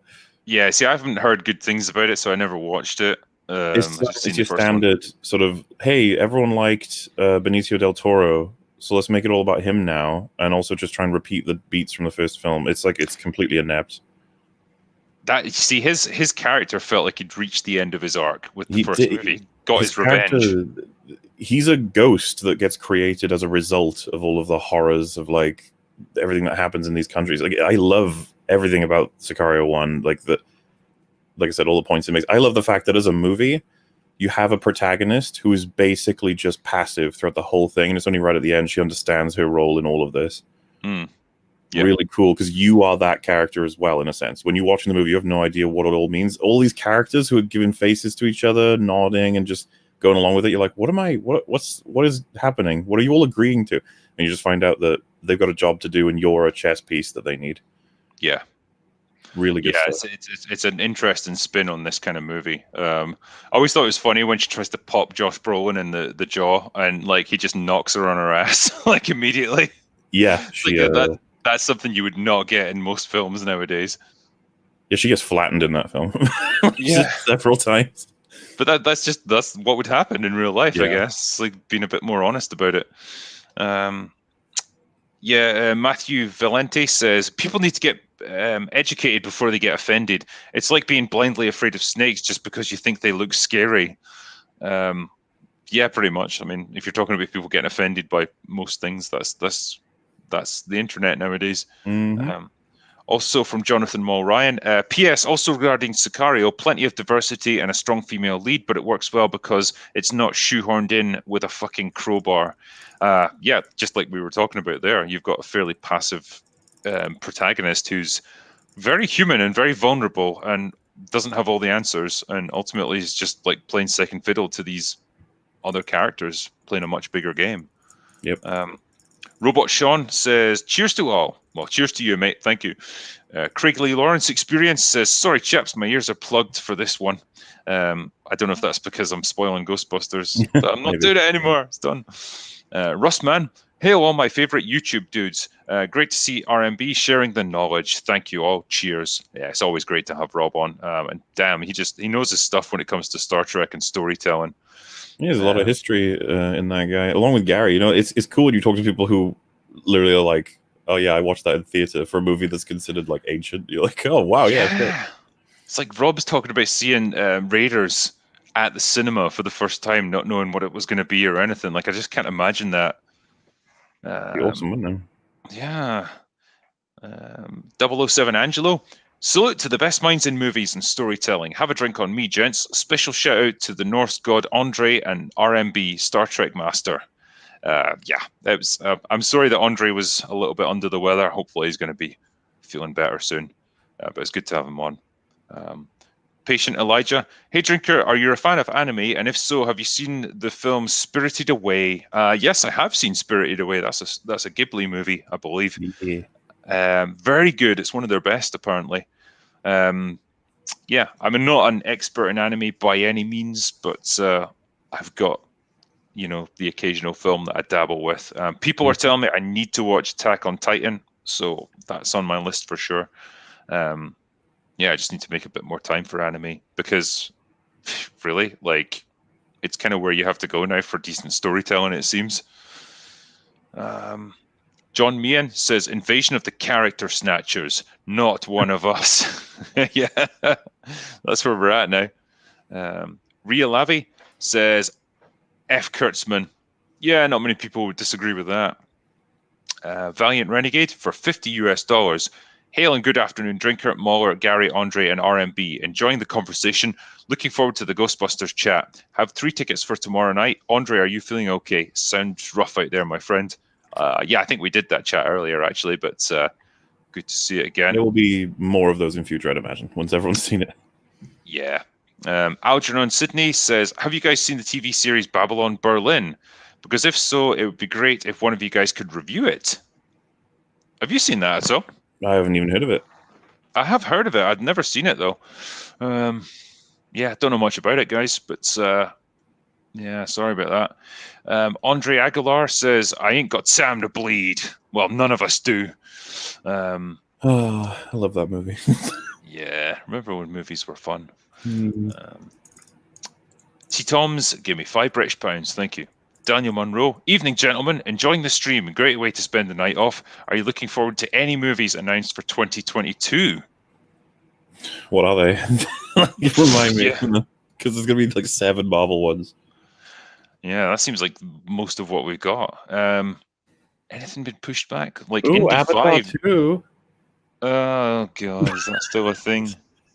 Oh, I guess the Batman. I want to see that. Yeah, that'll probably be all right. And then Dominion, like I reckon it'll be shit, but I'll watch it. Yeah, someone's mentioned Top Gun 2. Yeah, fuck me, that trailer came out about 10 years ago. I want to see it.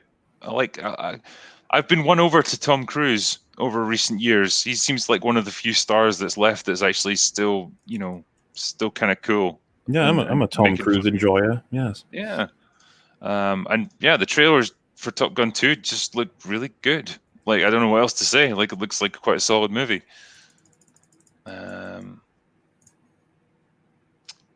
Next one. Zagregious NA says, drinkers, chat, and guests make me feel like a 10-year-old hanging out with my dad and his friends. Also, hi, Rags. Thank you. Striker A says, Drinker, I saw your tweet to Razor Fist and his retweet. When are you guys going to stream together? It's a Razor open bar or a Drunken Fist arcade in store. Yeah, I'd be happy to have him on. It was kind of weird because I tweeted at him and then he retweeted it but didn't respond. So I'm like, what does that mean? Does that mean yes, you want to do it or what? Like, don't be so cryptic, man. But yeah, my door is absolutely open to having Razor Fist on. To Tom's says, it says a lot about the current MCU that the thing everyone is looking forward to the most is the next Spider-Man film is the return of Tobey Maguire. Pretty much. I think most people feel that way. It's like, yeah, it's just going to be cool to see these really good villains and other version of Spider-Man. Like I said, there's a chance it'll be good for Holland's character. There's a chance it'll just be dangling keys everywhere, and in years from now we'll talk about how shit it was because it was just people being thrown around that you recognize. Yeah. Bruz Koala Killer says, Stalker series. Unless you put your effort in, you won't hardly know what's going on. Go exploring and side questing, and you find out the real story. Yeah, I've heard that about Stalker actually. Like, the story's very deeply buried, and a lot of it's done through incidental storytelling. I feel that way about Soma, which we mentioned it before on some other stuff, but just a lot of, like, you get delivered explicitly story that's available to you in like the first area. If you read and connect the dots enough on different things you can find on, walls, papers, and descriptions of things. It's the kind of storytelling that is less available for movies, but I wouldn't want to discourage movies from trying a little bit harder with implying storytelling through what we can see in the areas and what people react to and stuff. Movies, obviously, they just have the trouble of being restricted to about 2 hours, like Andre was saying. Where games, you can just walk around forever. That's it. And, I guess you have to approach your storytelling slightly differently in games, but I do love this idea of games that reward, thorough exploration. And players who really take the time to dig a little bit deeper, they get so much more out of it. And that's the real strength of video games as a concept. It's fun. And I think that seems to be getting less and less now with games because, like I was saying earlier, they seem to be built on this philosophy that, well, if we don't make it really like obvious for the player and make things really accessible and easy, then they'll just get bored and they won't play our game. And I don't know where that's come from or why. I don't know if it's just so many more things are accessible to people now. Like, there's always something else demanding your time. I don't know. Do you get Battlefield at all? Yeah. So, like, the new one, like, I couldn't believe it when Rags was telling me, but, like, they're removing, like, a lot of the competitive elements now. Like, your points versus other players. Like, I think scoreboards and stuff. Like, there's things that are just going now because it's like they want to discourage the competitive element. Yeah, that's literally the only thing that keeps those games going. It's like the whole reason we play it. Yeah, that's bizarre.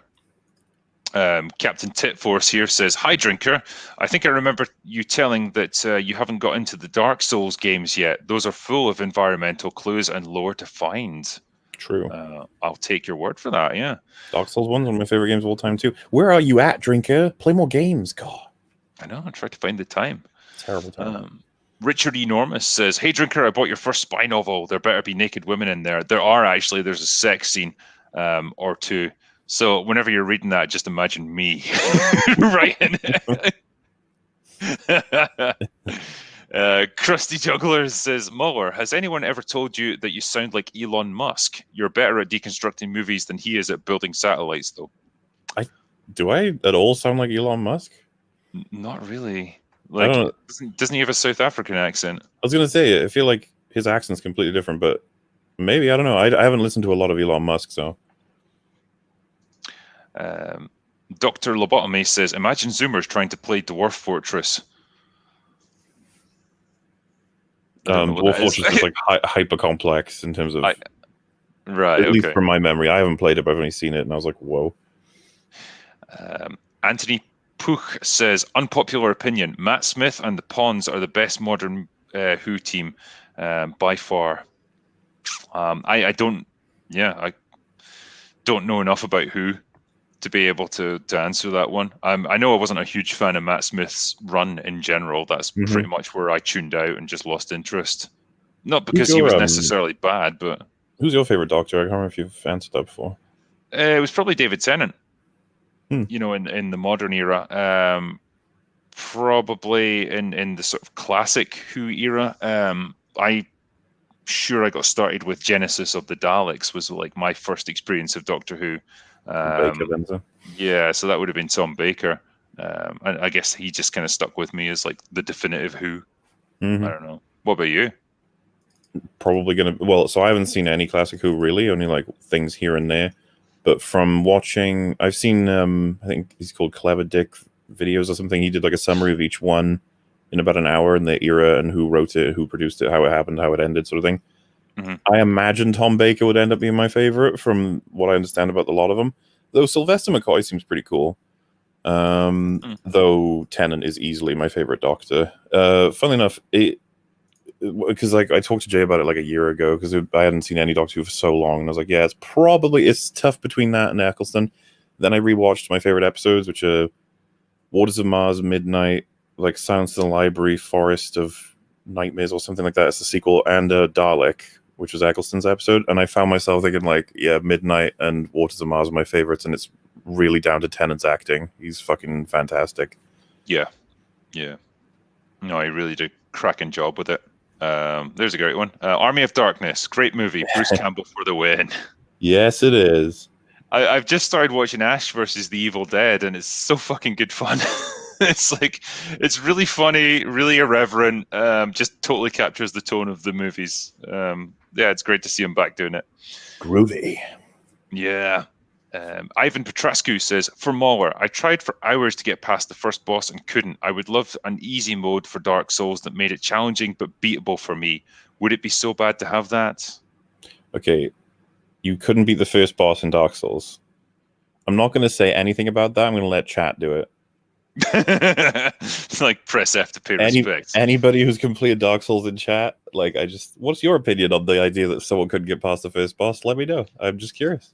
There's a real kind of almost elitism, isn't there, for like Dark Souls players? Well, like, if you're not good enough to play it on hard mode, then you shouldn't be playing it. If someone told you, Drigger, like, I just couldn't beat Pac-Man, you go, what do you mean? It's like, every time I just try and get those ghosts and they kill me. You'd be like, what? Like, that's as bizarre to not be able to defeat the Asylum Demon. The Asylum Demon is the first boss in Dark Souls, and it's something that you can beat. People have beaten it with like bananas and stuff. Like it's not. I'm surprised, to say the least. I mean, as I understand it, like the whole kind of philosophy behind Dark Souls is, it's almost like an answer to the easy nature of modern video games. It's like, no, we're making an old school game that's challenging. And you really have to pay attention to the bosses and stuff to be able to get through it. You have to learn their patterns and, look for their exploits and stuff. And that's why it's there. And so it's like, if you looking for an easy mode on it kind of defeats the purpose of the game, I guess. Exactly. Because there's a line, right? If someone said, like, I need it accessible for me because I'm just not as good as you, and you go, okay, and you change it all so that, let's say the Asylum Demon now has a 1 HP and you have 1 billion, and then someone else is like, I'm still losing, I need you to lower the difficulty again. You're like, how low can we go? Yeah. Journalism mode. Exactly. Mortalicious says, Zork versus Zork, Grand Inquisitor. That'll be another game, I assume. The Desi Thinker says, MauLer, please make a rage video on Eternals. Oh yeah, we did that one already. I'm still amused by it. I feel bad. Like, I'm so sorry that's not going to happen. I'm not doing Eternals. Conman Kershaw gave me $5. Thank you. Munchkin said, "Lol chaps, assuming billionaire Wokus funds woke films for years to come, should we just wait it out, watch our old favorites, and rediscover books?" I mean, there's no harm in doing that for sure. Like, I watch a lot of my favorite stuff semi-regularly here and there. It reminds me of what the fuck we're trying to get back. Yeah. Yeah, you need that just to balance things out. Just every so often watch a movie you really like. It's, there's like a meme of like, Jay hasn't seen anything. It's like, it's pretty awesome when you find out some of your friends haven't seen your favorite stuff, because you're like, oh shit, I'm going to show you this and you're going to love it because it's top notch. Seeing someone discover it for the first time is like, nah, it makes me feel really happy. Yeah. Scott Edwards, are you guys watching the Arrowverse Armageddon crossover? I really enjoyed the Arrowverse crossover events. What about you guys? I mean, I don't give a fuck about Arrowverse, so I enjoy the hell out of what I saw, but not because it was well made. Dude, that's the one where they had Ruby Rose go visit Batman and be like better than him in every single way, and then kill him. To be fair, he essentially kills himself too, but whatever. I mean, if I was Batman in the Arrowverse, I'd fucking kill myself as well. Get out of there. Yeah, it's like, I'm done. I've seen promotional stuff where it's like the Flash and Batwoman teaming up. And it's like, oh my god. Is this where they had like, was it Crisis on Infinite Earths where they had all the different versions of the Flash and stuff? Yeah, that was the last one. Armageddon is the next one now, and we will be watching it. Ruby Rose won't be in it though, I shouldn't think. No, it'll be Javicia Leslie, and honestly, it's a bit tragic because she's a better actress, so it's less cringe. But she's still terrible as a human being, so it balances out. I mean in the show, sorry, not in real life. I don't know. Javicia, I'm sure you're perfectly nice in the real world. Yes, I'm sure she's wonderful. I think she's opted to not say anything about this whole situation with the Batwoman production, which makes a lot of sense. She's probably worried she's going to get sued or something. I think. Just stay out of it. Yeah. Frozen in the 80s says, when I was a kid, I used to go out in my yard, find a stick, and now I'm Luke Skywalker fighting the evil scum of the galaxy. My kids today have no characters that they can look up to and be inspired to be. Well, show them the OT, I guess, right? They can be inspired by what you were inspired by. Pretty much. Yeah, it's just a bit sad we're not creating new stuff that's going to stand the test of time. I mean, they could probably pretend to be Iron Man, I guess. That was quite cool. Yeah. Canon. God, that was such a cool movie. I really want to go and watch that now. Canon Falderall says, strong panel today, drinker. Cheers. It was great to have everyone on. Cheers, indeed. Zach Zalak, has anyone here known anyone who can beat Maniac Mansion for the NES without a guide? Oh, yeah. Well, if we go to the other extreme, there are games that need to be tweaked down, because there's ones that are like uncompletable because people have no idea how they even work. Like, of course, there's going to be lines. And I think that's one of them. Wasn't it E.T., the game on NES? Like, didn't Angry Video Game Nerd have a video where he basically just has to figure out the secrets of that game because no one knows how to beat it? Yeah, I think that was notorious for just being buggy and like programmed in about like 5 days or something. To capitalize on the movie. Yeah, pretty much. And it was just like, it ended up unsold cartridges just got put into a landfill in like the desert in New Mexico or something, and then they like unearthed them along with a bunch of bodies and hidden like funds and stuff. Oh god, those days of like the early days of the video game industry were just bonkers. Like where Atari ruled the world and they just made the most insane decisions. Like, we've got a staff of like 2 people to program this game that's going to sell millions of copies. Yeah, go for it. Fuck it. Oh, it was the Atari. Everyone's very upset that I said the NES. I'm sorry. It was the Atari. Yeah. It's good. You got some nerds in here. I like it. I don't watch him so much now, but I did enjoy the Angry Video Game Nerd just when he would go back to these like old NES games and stuff, which were like just so badly designed that like you would never figure out how to complete them by yourself. Like they rely on such an insane, incongruous chain of events that you have to do. Like you would never just figure it out. Hey man, him and Nostalgia Critic, the foundations of what led to us. Yeah, they paved the way. They chopped that forest into pieces so that we could walk through it. Thank you guys so much. Thank you. Appreciate it. You guys and Spoonie, done it for us.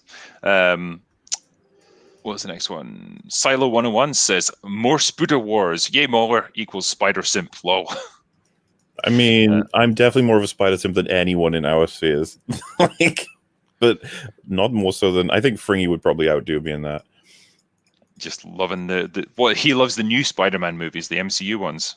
Well, we're big fans of Homecoming. We're critical of Far From Home, but we think it's better than a lot of people tend to rate it. And then we really like the direction they're taking Tom Holland's Spider-Man, depending on where we're going next. Gary fucking hates it, and that's totally fair. I know the argument very well, but I'm as interested in the storyline they're running with as I would be if we flipped it. And like if they had started up a universe with the Raimi Spider-Man and we moved into the entire MCU, imagine like a younger Matt Murdock and Spider-Man is bringing him up. I doubt, I'd be okay to see a story like that and how it rolls out instead of saying, oh my God, Spider Devil. It's like, no, I'm fine with seeing how it goes. Yeah, I mean, I wouldn't demand like a slavish devotion to the comics or anything like that. I guess... I don't know. I think I've fallen like in the middle of you guys in terms of my enjoyment of the MCU Spider-Man, where I'm just like, yeah, it's all right, I guess. I just never really got that enthused by it. I don't know what I'm missing from it, like whether there's something wrong in my brain or whatever. But yeah, I just never really connected with it that much. Well, beware. What if it flips and everyone loves No Way Home and then me and Fringy hate it? It would be interesting conversation there, wouldn't it? It could happen. Let the Spider Wars begin. Yeah. Ruthie Shelfan99 says, question for Mr. Burnett. Oh yeah, we did that one already. Sorry. Noble Prince Pass 97 says, oh yeah, that was the other one that we did. Some of these I'd already looked at. Renkabot says, did you guys play the Ghostbusters video game for the Xbox 360 or PS3? If so, what did you think of that story? I missed it, unfortunately, but I've heard very good things about it. Yeah, a lot of people saying like it was a pretty worthy follow-up to Ghostbusters 2. Like it was essentially like the Ghostbusters 3 that we never got. It was meant to be quite good, and they got all the voice actors in, like the original actors. Yeah, which yeah, is pretty impressive. From what I gather, people love that game as fans of the original films. I know this is a bit of a segue, like just going back to the new movie, but this is something that just popped into my head thinking about the original actors. Like when you see them on screen. Like it's such a contrast in how they've aged. Like on the one end of the scale, you've got Ernie Hudson, who almost looks as he did back then. Yeah. He looks fucking great. Like if you told me he was like 50, I would believe you. Then you've got Dan Aykroyd, who's like kind of a bit old and saggy. Also, maybe aged as expected, Dan Aykroyd, you could say? Pretty much. For a guy in his 60s, he's just kind of average. I'm waiting for you to tell me the Bill Murray. Then you've got Bill Murray, whose face looks like my fucking leather couch there. It's like, what the fuck happened to you in the past 10 years, Bill? Jesus. How much dialogue do they get in the movie? Obviously, everyone go away if you don't want to hear. I'm more interested to hear. Yeah, plug your ears for the next few seconds. Yeah, like I'd say they get about as much screen time as Bill Murray's character got in the 2016 version.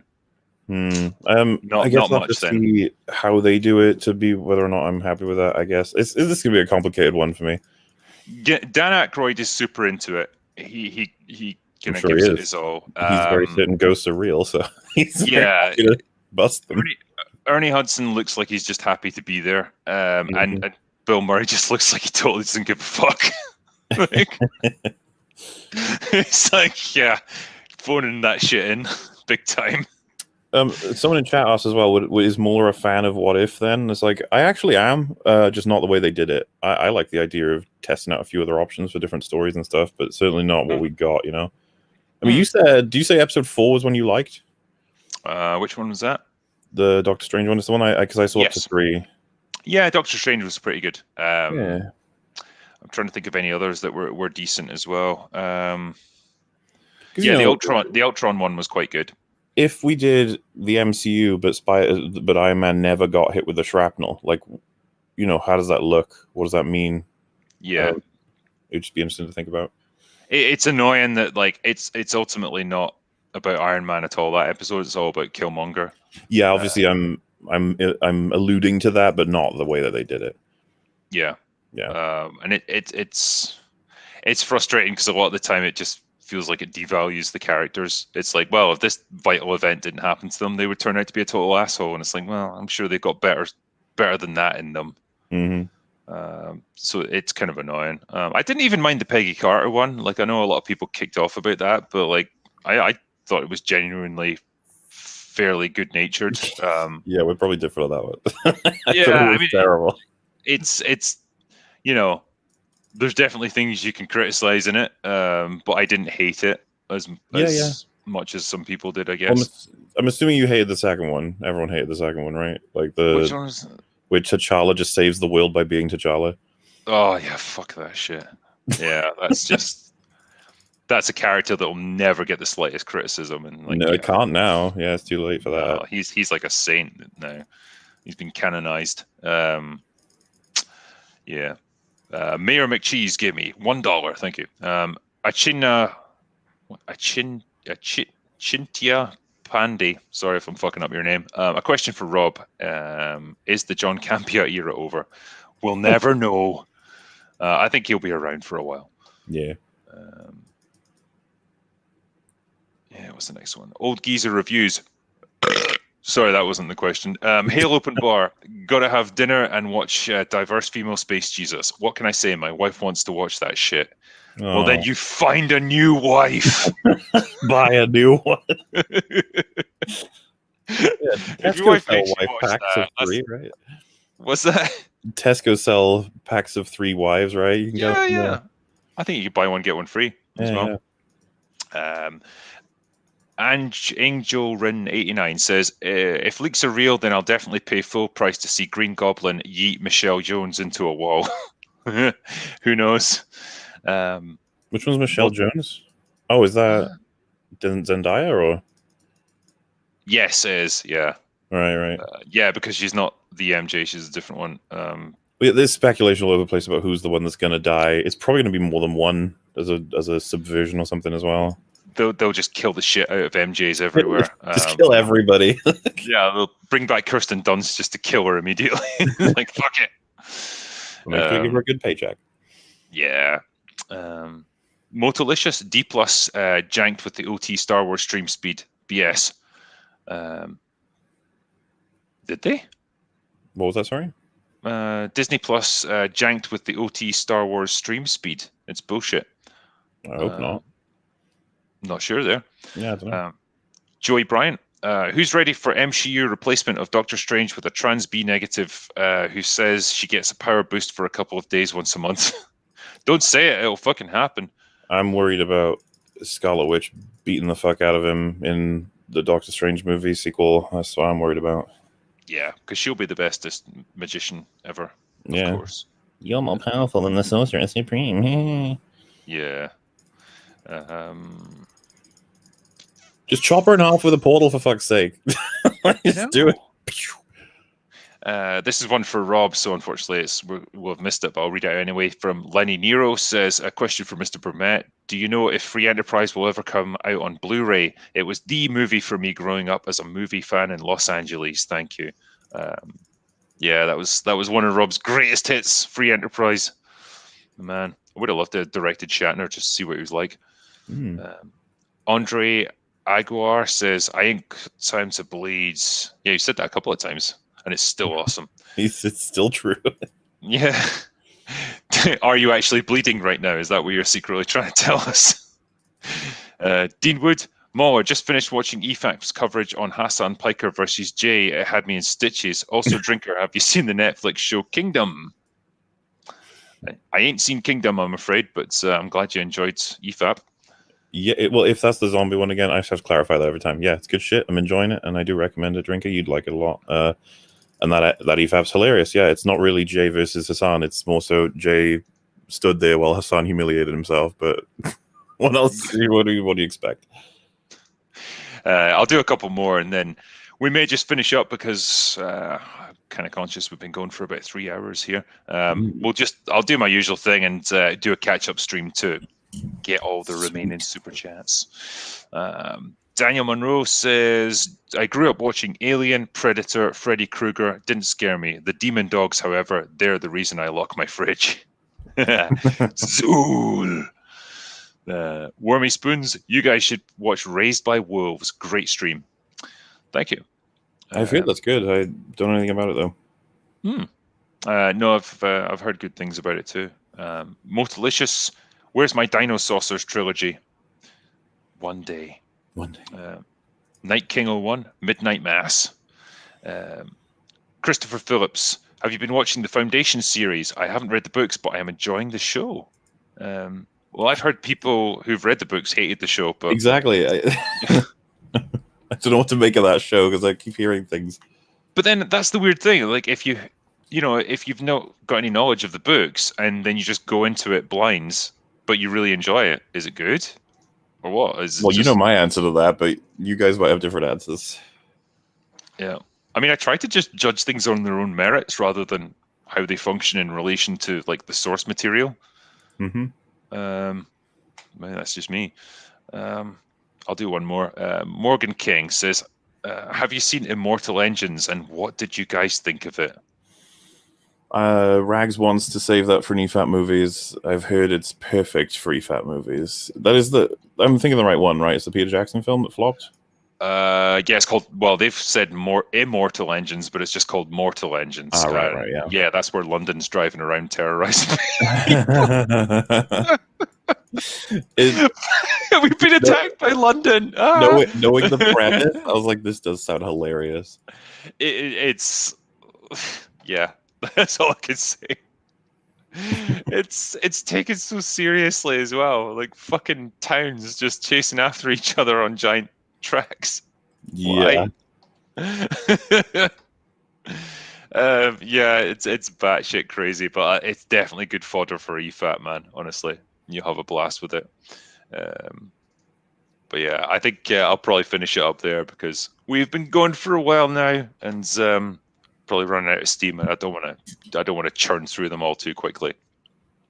But yeah, thank you to all you guys that have tuned in for this. Thank you for all these great super chats, and for being such a great chat tonight. I appreciate it, and thanks to the mods as well for doing a great job of keeping everything lovely. But yeah, obviously most of our guests have gone on their merry way, but I'm grateful to them as well, and thank you to my co-host MauLer for joining me for this. Absolutely. All right. And we shall join you again. Well, 2 weeks from now, we'll do the next open bar. But in the meantime, we'll probably do a super chat catch up. And if MauLer's available, hopefully he can join me for that as well. Probably be over the weekend. But anyway, for now, that is all we've got for today. So we're going to go away.